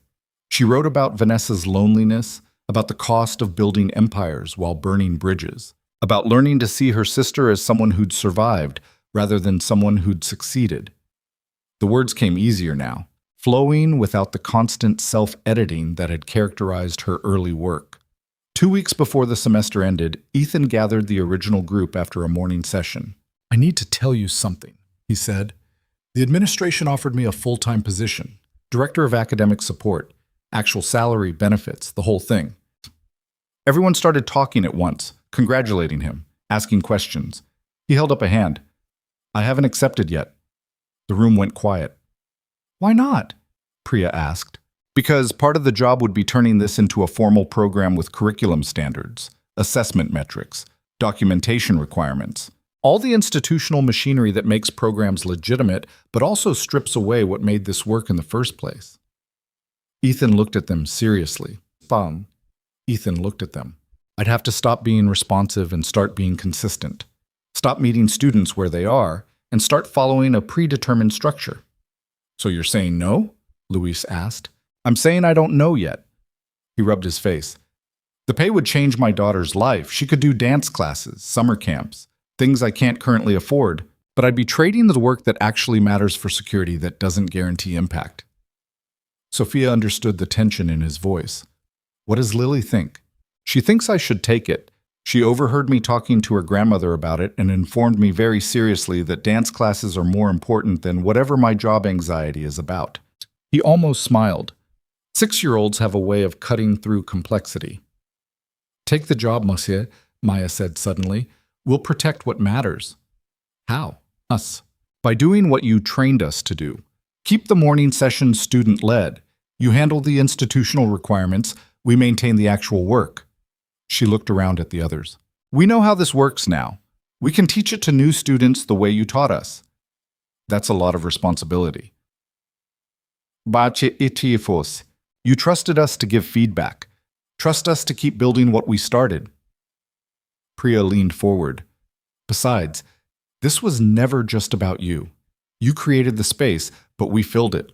That doesn't disappear because you take a different title. Ethan looked at them for a long moment, something shifting in his expression. You're sure? Take the job, Sophia said. Let Lily do dance classes. We've got this. He nodded slowly. Okay, I'll accept, but if the quality drops, if students start going through the motions instead of doing real work, we'll tell you, Luis interrupted, and you'll help us fix it, same as always. The decision made, energy in the room shifted towards something lighter. They spent the rest of the session planning how to structure student leadership, which of them would handle which aspects, how to maintain the honesty and rigor that had defined their work from the beginning. Walking to first period afterward, Sophia felt something close to contentment. Not happiness exactly, the world was still complicated and she was still figuring out who she wanted to be, but a sense that the ground under her feet was solid. that she'd built something real that would continue existing beyond her immediate involvement. The final essays came due on a Tuesday morning. Sophia turned hers in to Mr. Kingston, who read the first page immediately and looked up at her with an expression she couldn't quite read.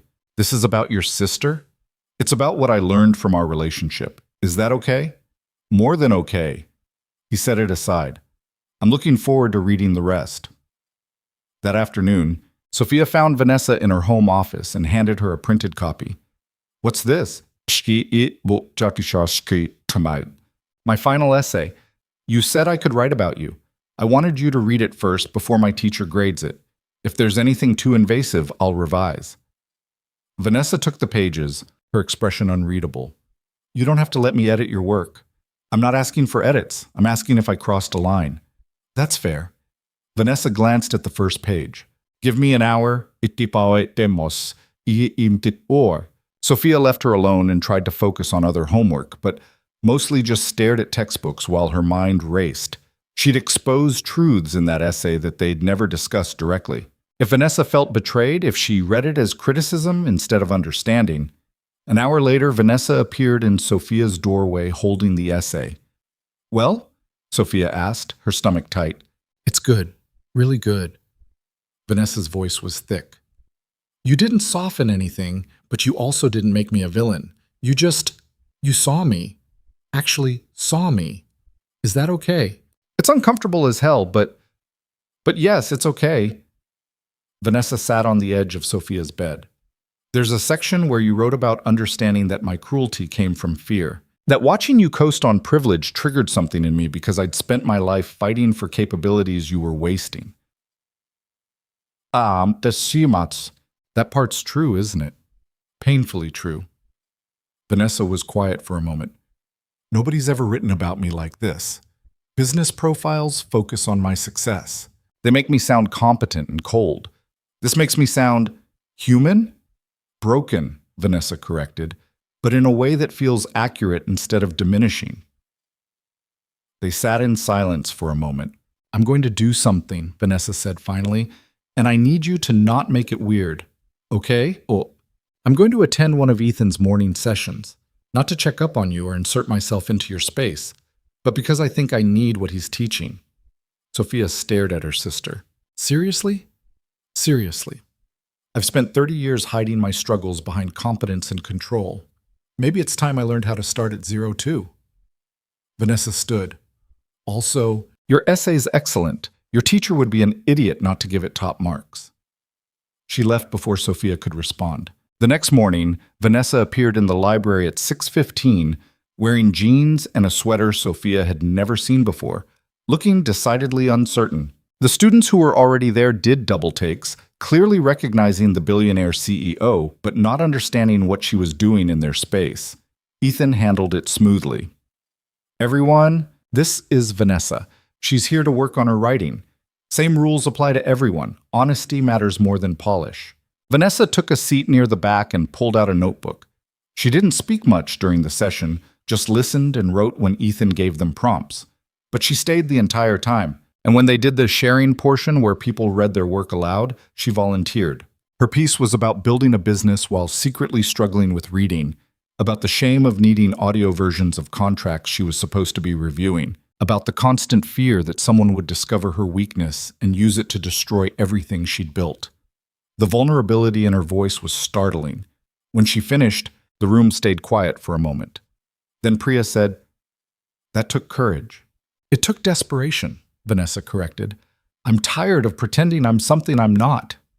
"That's where everyone starts here," Louise said. "Welcome to starting at zero." Vanessa smiled, small, uncertain, but real. "Thanks." She came back the next morning, and the morning after that. Within a week, she was a regular presence, working on her writing with the same intensity she brought to everything else.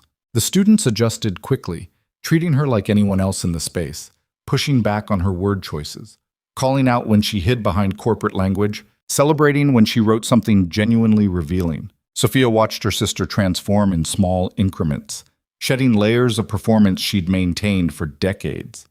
It was uncomfortable to witness, like watching someone remove armor they'd worn so long it had fused with their skin. But it was also hopeful in a way Sophia hadn't expected. One morning, Vanessa read a piece about her friend Sarah from college, the relationship she'd sacrificed for her career. Her voice cracked halfway through. She pushed through anyway, finishing the essay while her hands shook slightly. When she looked up, several students were wiping their eyes. "That destroyed me," Maya said quietly. "The part about choosing work over connection because you thought you had to pick one." I did have to pick one, Vanessa said. "That's what I believed. I'm starting to think I was wrong." "Starting to think or knowing?" Ethan asked gently. Vanessa was quiet for a moment. "Knowing. I was wrong." After the session, Sophia walked with her sister toward the parking lot. "That was hard for you, Saade," Sophia said. "Everything about this is hard. But also, Vanessa stopped walking. "I haven't felt this honest in years. Maybe ever. It's terrifying and clarifying simultaneously." "That's kind of the point. I'm beginning to understand that." Vanessa checked her watch. "I have a board meeting in an hour. I need to switch back to the version of myself that runs a company." "Well, what if you didn't switch? What if you brought this version to the board meeting? They'd eat me alive. Or they'd respect you more for being real." Sophia shrugged. "Worth experimenting with." Vanessa looked genuinely uncertain, which was so unusual that Sophia almost laughed. Her sister, who commanded boardrooms full of investors without flinching, was nervous about being vulnerable in a professional setting. "I'll think about it," Vanessa said finally. The semester wound toward its end. Final exams, last essays, the exhausted countdown that characterized every academic year. Sophia's grades had climbed steadily. Not perfect, not effortless, but solidly earned through actual work. She'd gotten an A- on her final essay, with comments from Mr. Kingston that made her chest tight with something close to pride. More importantly, she'd built something that would continue existing after she graduated. The morning sessions were now fully integrated into Ridgeview's structure, with student leadership ensuring they maintained their character even as they grew. Ethan had accepted the director position and was already implementing changes that made academic support more accessible to struggling students throughout the school. And Sophia had her sister back. Not the cold, distant version who'd managed her like a business problem, but someone real who was learning alongside her how to exist without armor. The last morning session of the semester felt bittersweet. Everyone showed up, including several students who'd graduated to just having regular class performance but wanted to mark the moment. Ethan brought coffee and donuts, which felt ceremonial. "This isn't goodbye," he said, as they gathered around tables. "Most of you will be back next semester, but it is an ending of sorts. The ending of this specific chapter." "Speech!" someone called out, and others joined in. Ethan held up his hands. "No speeches. But I will say this. You all proved something I needed to believe again. That starting at zero isn't failure, it's courage. And that the most important work happens when you stop hiding behind what looks good and start building what actually matters." He looked at Sophia specifically. "Some of you taught me that lesson as much as I taught you. Thank you for that." They worked through one final session, writing and sharing and offering each other the kind of honest feedback that had become second nature. When the bell rang, no one moved immediately. They sat in the space they'd created together, reluctant to let it become just memory. Finally, Priya stood. "Same time next semester?" "Same time," everyone echoed. They filed out slowly, and Sophia lingered behind to help Ethan clean up. "You good?" he asked as they stacked chairs. "Yeah, just processing. Your essay about Vanessa, Kingston showed it to me. Asked if I thought you'd been influenced too much by our sessions." Ethan almost smiled. "I told him you'd finally learned how to think for yourself, and that was exactly the point." "What did he say?" "That he wished more students had that kind of breakthrough." Ethan picked up his bag. "You did good work this semester, Sophia. Not just in writing, but in understanding what matters. That's harder than it sounds. I had a good teacher. You had a teacher who showed up. You did the actual work." He headed toward the door. "See you next semester?" "See you next semester." Sophia walked to first period feeling like she'd crossed some invisible finish line. Not the end of the race, but the completion of one significant leg. She'd started the semester broken and humiliated, stripped of every protection she'd relied on. She was ending it stronger, clearer, more herself than she'd ever been. That afternoon, she got a text from Vanessa. "Dinner tonight. I'm cooking." "Don't panic. I'm ordering in, but we're eating together like an actual family." Sophia smiled and typed back, "I'll be there." She thought about everything that had changed in a few short months. How starting at zero had felt like punishment at first, then transformation, then finally just the necessary work of becoming real. How the people who'd helped her get there, Ethan, Priya, the whole messy community in that library, had been doing their own work simultaneously. And how her sister, the billionaire CEO, who'd seemed untouchable and cold, had turned out to be just another person trying to figure out how to exist honestly in a world that rewarded performance over truth. The bus ride home felt routine now. Not humiliating, not beneath her, just how she got from one place to another. She watched the city pass by through scratched windows and thought about next semester, about continuing the work they'd started, about the essays still waiting to be written and the students still learning how to find their voices. Starting at zero wasn't a one-time event. It was a practice. Something you returned to whenever life got too polished, too performed, too far from what actually mattered. And Sophia was finally beginning to understand that was exactly the point. Summer arrived with the kind of heat that made the city shimmer, and everyone who could afford to left for somewhere cooler. The Hale estate sat quiet in the afternoons, its glass walls reflecting sunlight until the whole structure looked like it might melt. But inside, things had shifted in ways that had nothing to do with temperature. Sophia spent most of June working at her uncle's law firm downtown, a summer internship Vanessa had arranged but made clear she'd have to earn her keep at.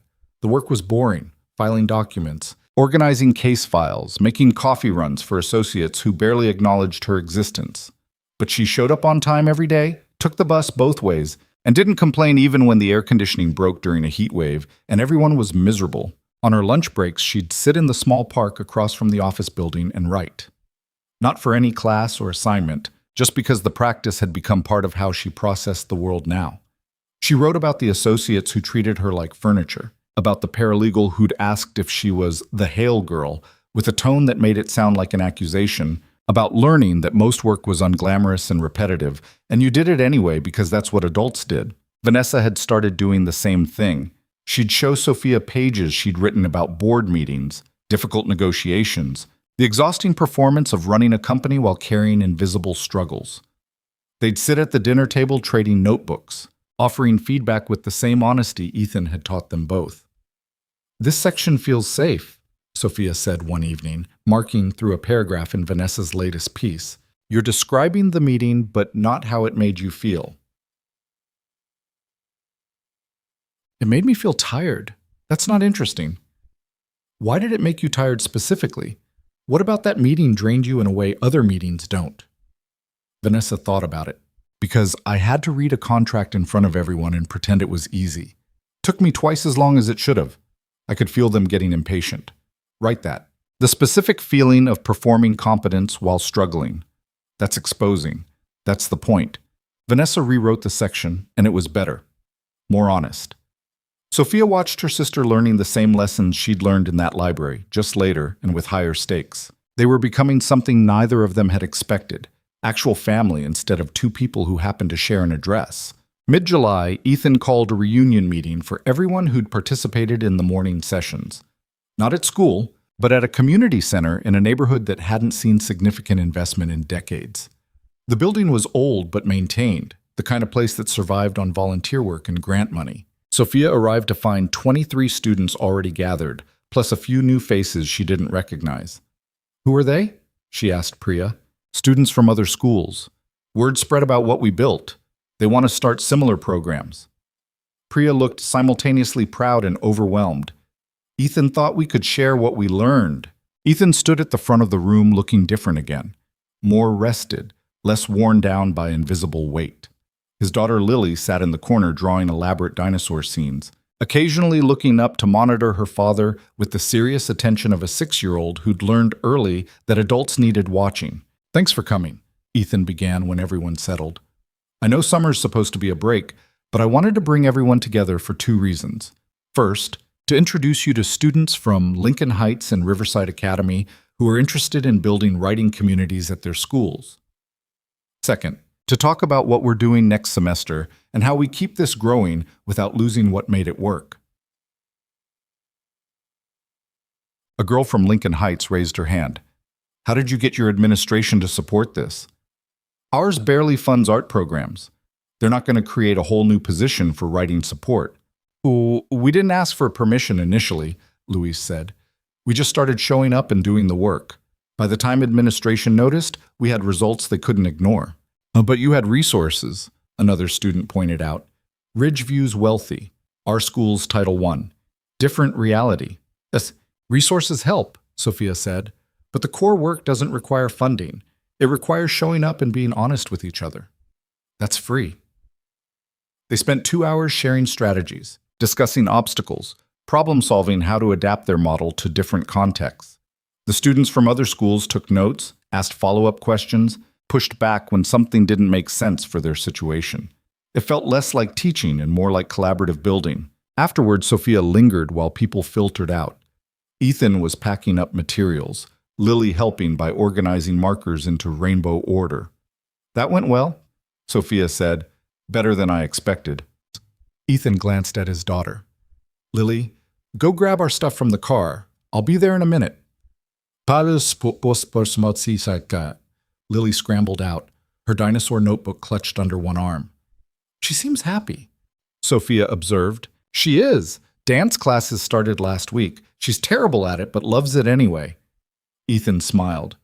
Turns out financial stability makes parenting significantly easier. Who knew? You seem different too. Less exhausted? I'm sleeping more than 4 hours a night for the first time in years. That helps. He sat on the edge of a table. But it's more than that.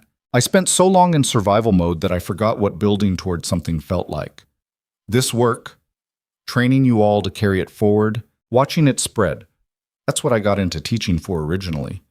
Before everything fell apart. Before I let everything fall apart, Ethan corrected. I blamed circumstance for a long time. My wife's death, the grief, the systems that failed me, all of that was real. But I also made choices that made things worse. Isolated myself, stopped asking for help, decided I had to carry everything alone. Sophia thought about that. Is that what you'd tell someone just starting at zero? That isolation makes it harder? I tell them that starting over is brutal and necessary, and you can't do it alone, even though everything in you wants to hide until you've rebuilt enough to look presentable. He stood. But mostly, I tell them it's worth it, that the person you become on the other side is more real than the person you were before everything broke. Lily burst back through the door. Dad, there's a dog outside and he looks lost. We're not adopting a lost dog. But he needs help. Ethan sighed and followed his daughter outside. Sophia watched them go, thinking about everything he'd said. About isolation and rebuilding and the person you became when you stopped performing and started existing honestly. She pulled out her phone and texted Vanessa. Want to get dinner somewhere that's not our house? Actual restaurant with other people around? The response came quickly. Yes. Pick the place. They met at a small Italian restaurant in a neighborhood neither of them usually visited, the kind of place where the menu was handwritten and the owner knew everyone's names. Vanessa looked out of place in her business casual, but she'd come straight from the office and hadn't bothered changing. Over pasta that was better than it had any right to be, they talked about work, summer plans, the community meeting earlier. Easy conversation that felt foreign because they'd spent so many years not having it. I'm thinking about hiring Ethan as a consultant, Vanessa said between bites. Sophia blinked. For what? Corporate communication training. Teaching executives how to write clearly and present honestly instead of hiding behind jargon. Vanessa set her fork down. Vanessa set. Half my meetings are people performing competence while saying nothing substantive. Maybe if they learned to communicate the way he taught you, we'd waste less time. You think executives want to learn vulnerability from a guy who lost everything? I think they need to. Most of them are terrified of being exposed as frauds. Same as I was. Same as you were. Vanessa leaned back. Besides, his methods work.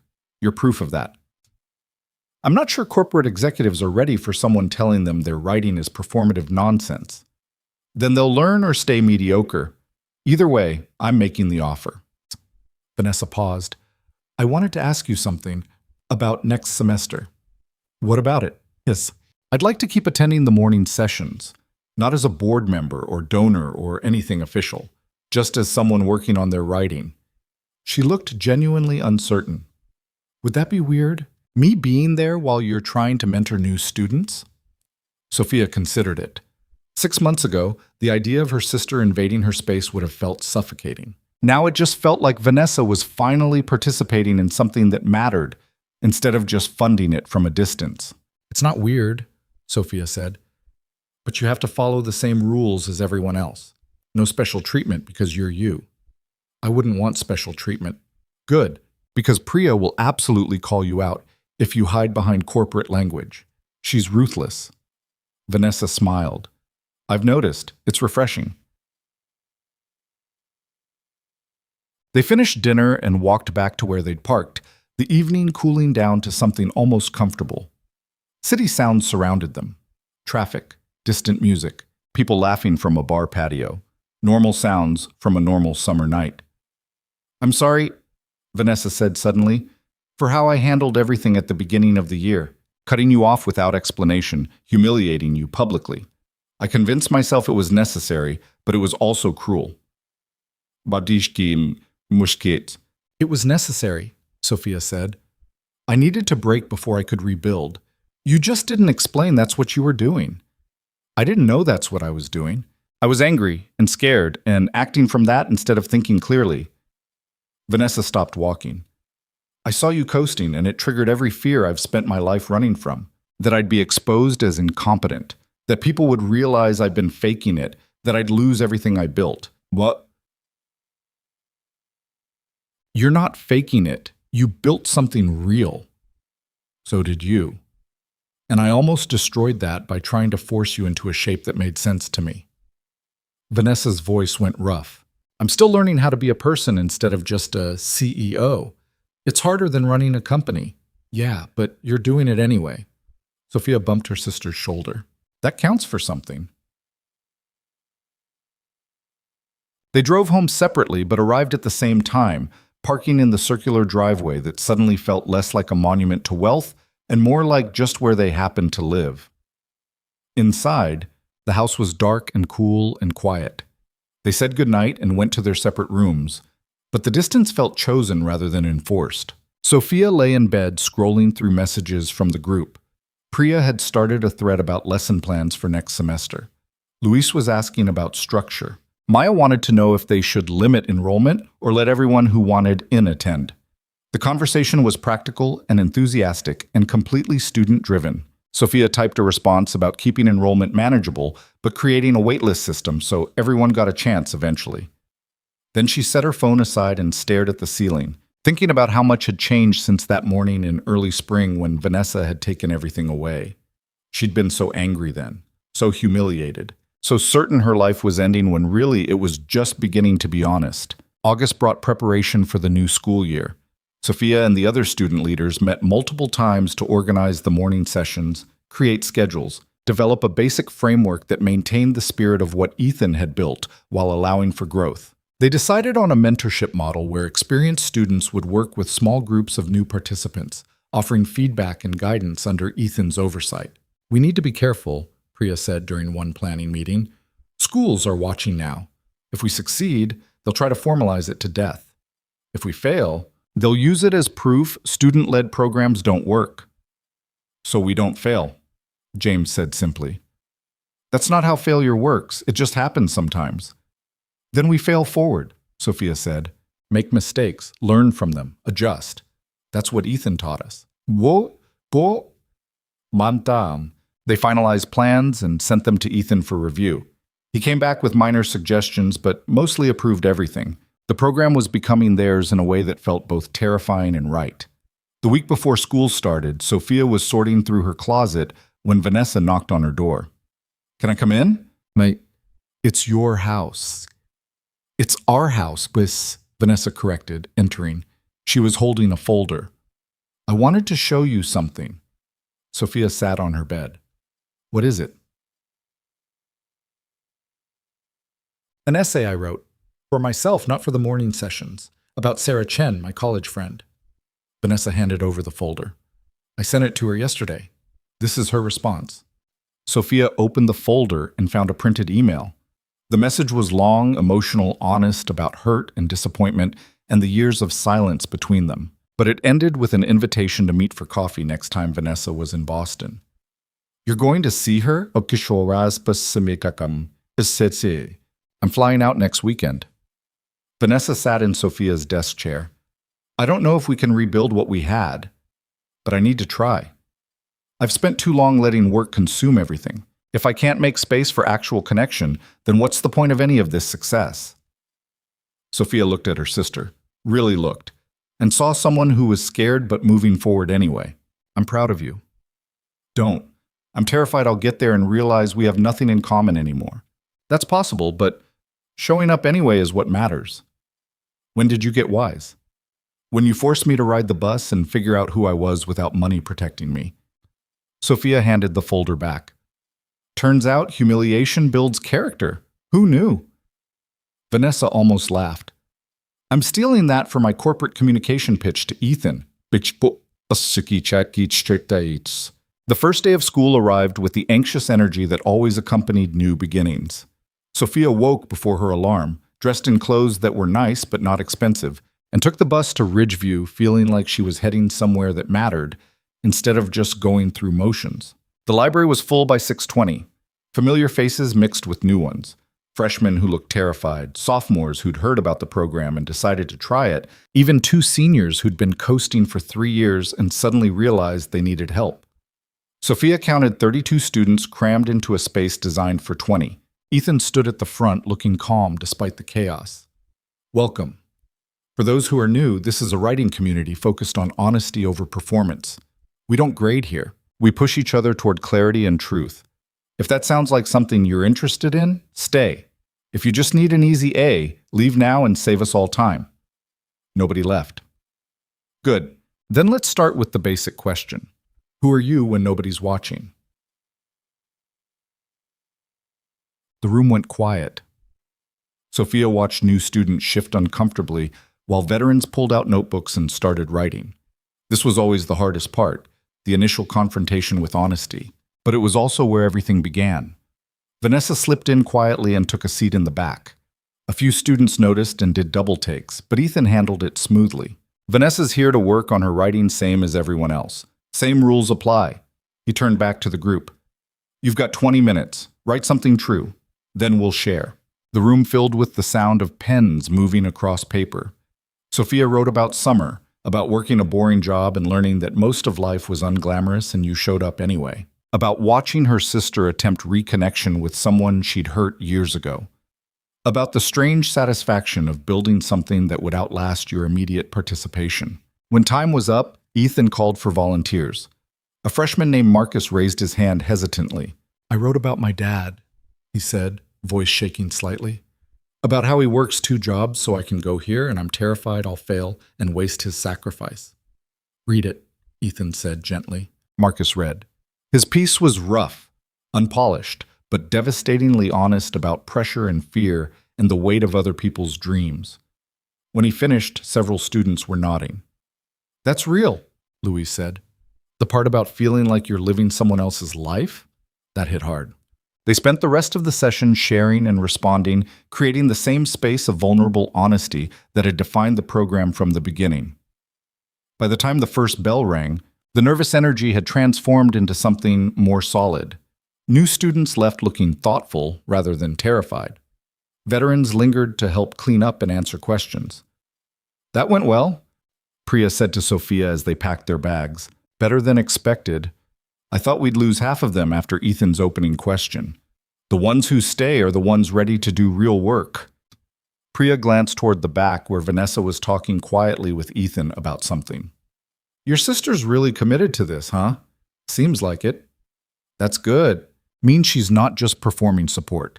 She's actually participating. Sophia watched Vanessa accept feedback from Ethan about something she'd written, her posture tense but receptive. It was strange seeing her powerful sister in student mode, accepting guidance instead of giving orders. But it was also humanizing in a way that felt important. The semester developed its rhythm quickly. Morning sessions became routine again.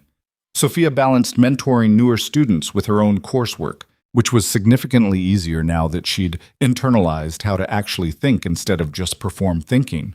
Her grades stayed solid. Not perfect, she still struggled with math, still sometimes turned in essays that needed revision, but earned through genuine effort. The program continued growing. By October, they'd expanded to 3 separate session times to accommodate everyone interested. Student leaders took turns facilitating, with Ethan rotating between groups to offer guidance. The work was exhausting, but satisfying in a way that felt sustainable. One morning in late October, Sophia was working with a group of freshmen when Madison appeared in the doorway. She looked uncomfortable, holding a notebook like a shield. "Is this the writing thing?" she asked. Sophia stood. "Yeah, you interested?" "Maybe. I don't know." Madison shifted her weight. "My grades are fine, but I read your essay from last semester." The one about your sister. And it made me realize I don't actually know how to say anything true. I just know how to say things that make people like me. That's as good a reason as any to be here. Sophia gestured to an empty chair. "Sit. We're working on personal essays. First draft, no pressure, just honesty." Madison sat hesitantly. Sophia gave her the same prompt Ethan had given her months ago. Write about who you are when nobody's watching. Madison stared at the blank page for a long time before starting to write. After the session, she approached Sophia alone. "That was hard," Madison said. "It's supposed to be. I wrote about being afraid people only like me because I'm agreeable, that I don't actually have opinions, just positions I think will make others comfortable." Madison looked genuinely distressed. "Is that pathetic? It's honest. That's what matters here. I don't know if I can do this. Be this vulnerable with people who might use it against me." "Then don't. Nobody's forcing you." Sophia softened slightly. "But I'll tell you what Ethan told me. Hiding behind what looks good feels safe, but it also keeps you from becoming real. Your choice which one you want." Madison nodded slowly and left without committing either way. But she came back the next morning, and the morning after that. Within 2 weeks, she was sharing work that made her cry and accepting feedback that clearly hurt. It was uncomfortable watching someone you'd written off struggle toward growth, but it was also proof that people could change if they wanted it badly enough. November brought unexpected complications. The school board, thrilled by positive press about the writing program, decided to feature it in a district-wide presentation about innovative education. They wanted student leaders to present at a conference, speak to administrators from other schools, basically become the public face of something that had started as a quiet rebellion. "This is exactly what we were afraid of," Priya said during an emergency meeting. "They're going to formalize it to death, turn it into a replicable model that strips away everything that makes it work." "So we don't let them," Louise said. "How do we stop a school board from doing what they want?" "By controlling the narrative," Sophia said. "They want us to present? Fine. We'll present the truth. That this works because it's student-led, because we maintain high standards without institutional machinery, because we're allowed to fail and adjust. We'll make it clear that trying to standardize it will kill it." They prepared a presentation that was brutally honest about what made the program successful: the lack of formal assessment, the emphasis on peer feedback over teacher evaluation, the willingness to kick out students who weren't serious. It wasn't what the board wanted to hear, but it was the truth. The conference happened in early December. Sophia stood on a stage in front of 200 administrators and delivered their presentation without softening anything. Priya backed her up with data. Louise shared testimonials from students whose grades had improved dramatically. James explained their mentorship model and why formal teacher oversight would destroy it. The reaction was mixed. Some administrators looked intrigued. Others looked uncomfortable at the implication that student-led programs could outperform traditional structures. The board members who'd arranged the presentation looked like they regretted the decision. During the Q&A, a superintendent from a neighboring district asked, "How do you maintain quality without formal oversight?" "What? We maintain quality by having higher standards than formal oversight does," Sophia said. "We expect honesty and growth. Traditional grading systems expect competence and completion. Those aren't the same thing. But without certified teachers, we have a certified teacher. He oversees us. But the actual work happens peer-to-peer because that's where students are most honest. We're not trying to impress each other with performance. We're trying to help each other get better. The superintendent looked skeptical but wrote something down. After the presentation, several administrators approached them with genuine interest. A few wanted to implement similar programs. Others wanted to hire Ethan as a consultant. The attention was flattering and overwhelming in equal measure. That was intense, Priya said once they escaped to an empty hallway. At least we didn't lie about what makes it work, Louise said. Yeah, but now everyone's watching. If we fail, it becomes proof that student-led programs don't scale. James looked worried. That's a lot of pressure. Then we don't fail, Sophia said, echoing his words from months ago. We keep doing what works, and if it stops working, we adjust. Same as always. They returned to school the next day and kept going. The sessions continued without interruption. Students kept showing up, kept writing, kept pushing each other toward honesty. The outside attention faded back to background noise. Winter break arrived, and Sophia spent it catching up on sleep and working on a personal essay about the past year. Not for any class, just for herself. She wrote about transformation and humiliation and the strange alchemy that turned one into the other. About learning that starting at zero was permission rather than punishment. About watching her sister do the same work she'd done, just with higher stakes and more to lose. Vanessa flew to Boston twice that month to see Sarah. The first visit was awkward, stilted, full of old wounds that hadn't quite healed. The second was better. They didn't magically become close friends again, but they started building towards something real instead of just mourning what they'd lost. It's strange, Vanessa told Sophia over dinner one night. Trying to rebuild a friendship after years of absence. We have to relearn each other. Is it worth it? I don't know yet, but I'm glad I'm trying. Vanessa set down her fork. I wanted to tell you something. I hired Ethan as a consultant. He's running communication workshops for my executive team starting next month. How'd you convince them to agree to that? I made it mandatory. Told them if they wanted to keep working for me, they needed to learn how to communicate honestly instead of hiding behind corporate speak. Vanessa almost smiled. They were not thrilled. I bet Ethan was. Mom. He negotiated his rate up by 30% and insisted on bringing Lily to the first session, so everyone understood he was a parent first, consultant second. I respected that. Sophia laughed. This is going to be a disaster. Probably. But it'll be an interesting disaster. Spring semester started with unexpected momentum. The morning sessions were so full they had to create a formal waitlist system. Students from other schools started visiting to observe and learn. Ethan's workshops with Vanessa's executive team were apparently causing minor chaos, but also producing noticeably better communication in board meetings. And Sophia, surrounded by the community she'd helped build, felt something she hadn't experienced before. The satisfaction of creating something that mattered beyond her immediate benefit. One morning in March, she was working with a group of freshmen when Ethan pulled her aside. I got offered a position at Ridgeview College, he said. Teaching composition, part-time, but actual college teaching again.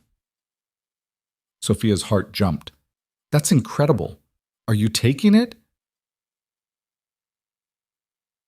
I don't know. It would mean less time here, less availability for the morning sessions. He looked genuinely conflicted.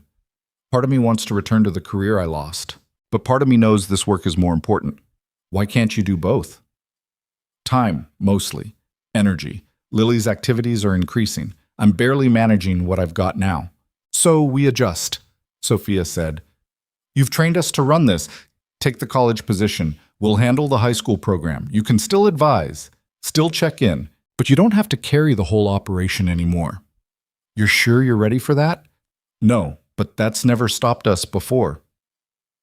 Ethan studied her for a long moment, then nodded. Okay, I'll accept. But you call me if anything starts falling apart. Deal. He took the position. The morning sessions continued without major disruption. Student leaders stepped up, took ownership, made decisions that weren't always perfect but were always made with intention. The program evolved, adapted, kept growing. In April, Sophia received an acceptance letter from a competitive writing program at a university 3 hours away. The scholarship was substantial but not complete. She'd still need to cover some costs. She brought the letter to Vanessa. "This is a good program," Vanessa said, reading through the details. "But it's going to be expensive even with the scholarship. I know I can get loans, work part-time, or I could help cover what the scholarship doesn't." Sophia hesitated. "I thought we were doing the whole earn everything yourself thing." "We were. You did. You rebuilt yourself without my money protecting you. This isn't protection, it's investment in something you've proven you're serious about." Vanessa set the letter down. "But it's your choice. If you want to do it entirely on your own, I respect that." Sophia thought about it. About the difference between accepting help you hadn't earned versus accepting support for work you'd already done. About pride versus practicality. "I'll accept help with tuition," she said finally, "but I'm covering living expenses myself. I need to know I can survive independently." "Fair enough." They shook on it like a business deal, which felt appropriately formal for two people who were still learning how to be family. The final morning session of the year happened in late May. Sophia stood in the library that had started everything and looked around at faces she recognized. Students she'd watched transform from terrified freshmen into confident writers who knew how to think clearly and express themselves honestly. "This is weird," Priya said beside her. "Endings always are."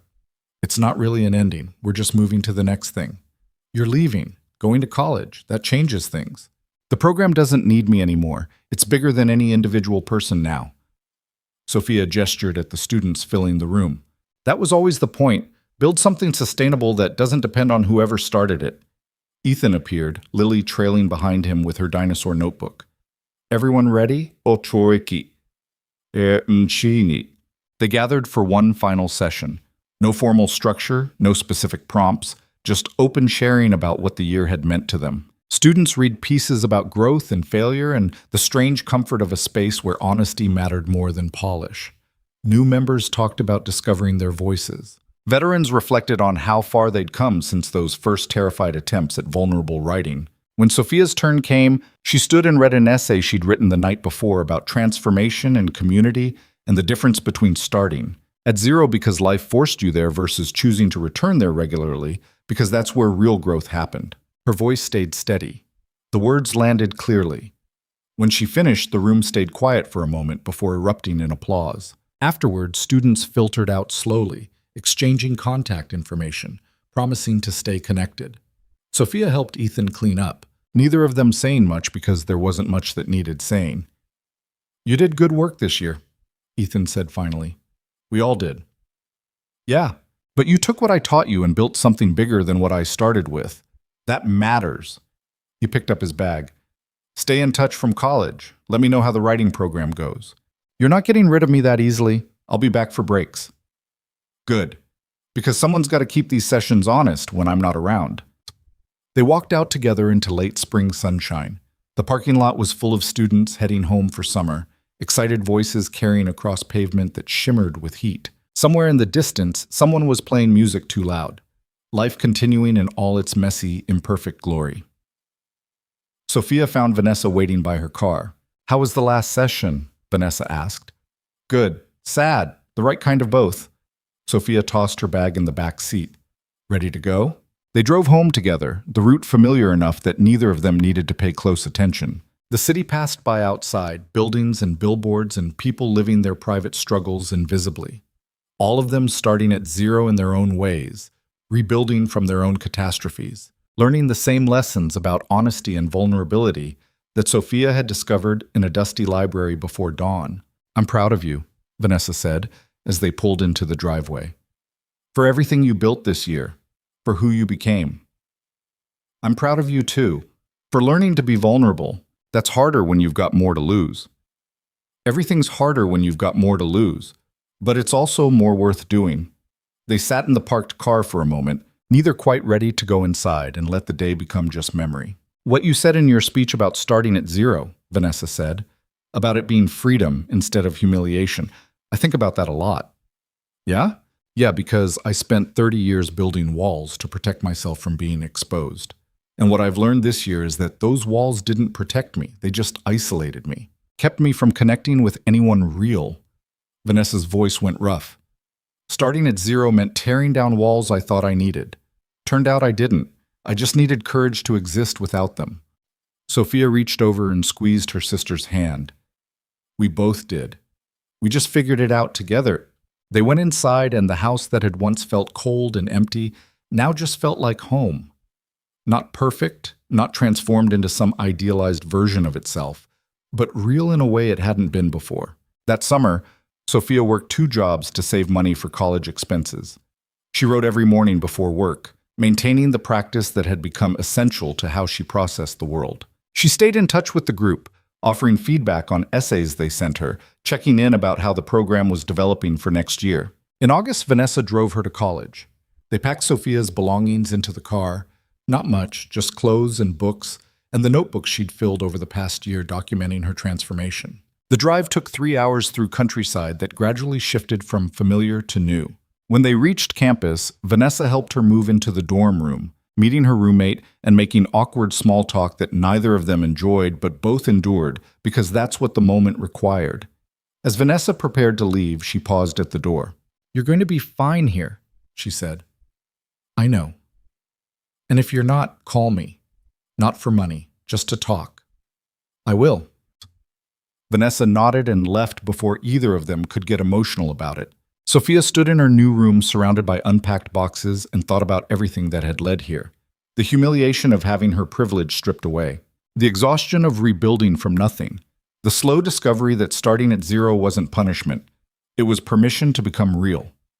Her phone buzzed with a message from Priya. "First session tomorrow morning. Wish us luck." Sophia smiled and typed back. "You don't need luck. You've got honesty. That's better." She unpacked slowly, arranging her space in a way that felt comfortable without trying to be impressive. Outside, other students were arriving, parents helping them move in, everyone vibrating with the anxious energy of new beginnings. Sophia pulled out her notebook and started writing. Not about what she expected college to be like, not about fear or excitement or any of the obvious things. Just about the moment itself, standing in a new space with nothing to protect her except the person she'd built over the past year. She wrote about her sister learning to be vulnerable, about Ethan returning to teaching while staying connected to the work that had saved him, about a library full of students who'd discovered that honesty mattered more than performance. She wrote about starting at zero and what came after, not smooth success or easy transformation, but the messy, difficult, necessary work of existing without armor, of letting people see you struggling instead of just succeeding, of building connection through shared vulnerability instead of projected competence. The words flowed easily now, no longer fought for but earned through practice and repetition. She'd learned what Ethan had tried to teach her from the beginning, that writing wasn't about sounding smart. It was about knowing what you believed and having the courage to say it honestly. Somewhere across campus, orientation activities were starting. Sophia would join them eventually. But for now, she sat in her new room writing about the past year, documenting the transformation that had started with humiliation and ended with something like wisdom. Not perfect wisdom, not complete understanding, just the hard-won knowledge that you couldn't become real without first admitting how much you'd been performing. That starting at zero was the only way to build something that would last. That vulnerability wasn't weakness. It was the foundation everything real got built on. She finished writing and closed her notebook, ready for whatever came next. Because that's what starting at zero had taught her. That you could lose everything and rebuild stronger. That you could be broken and become more honest because of it.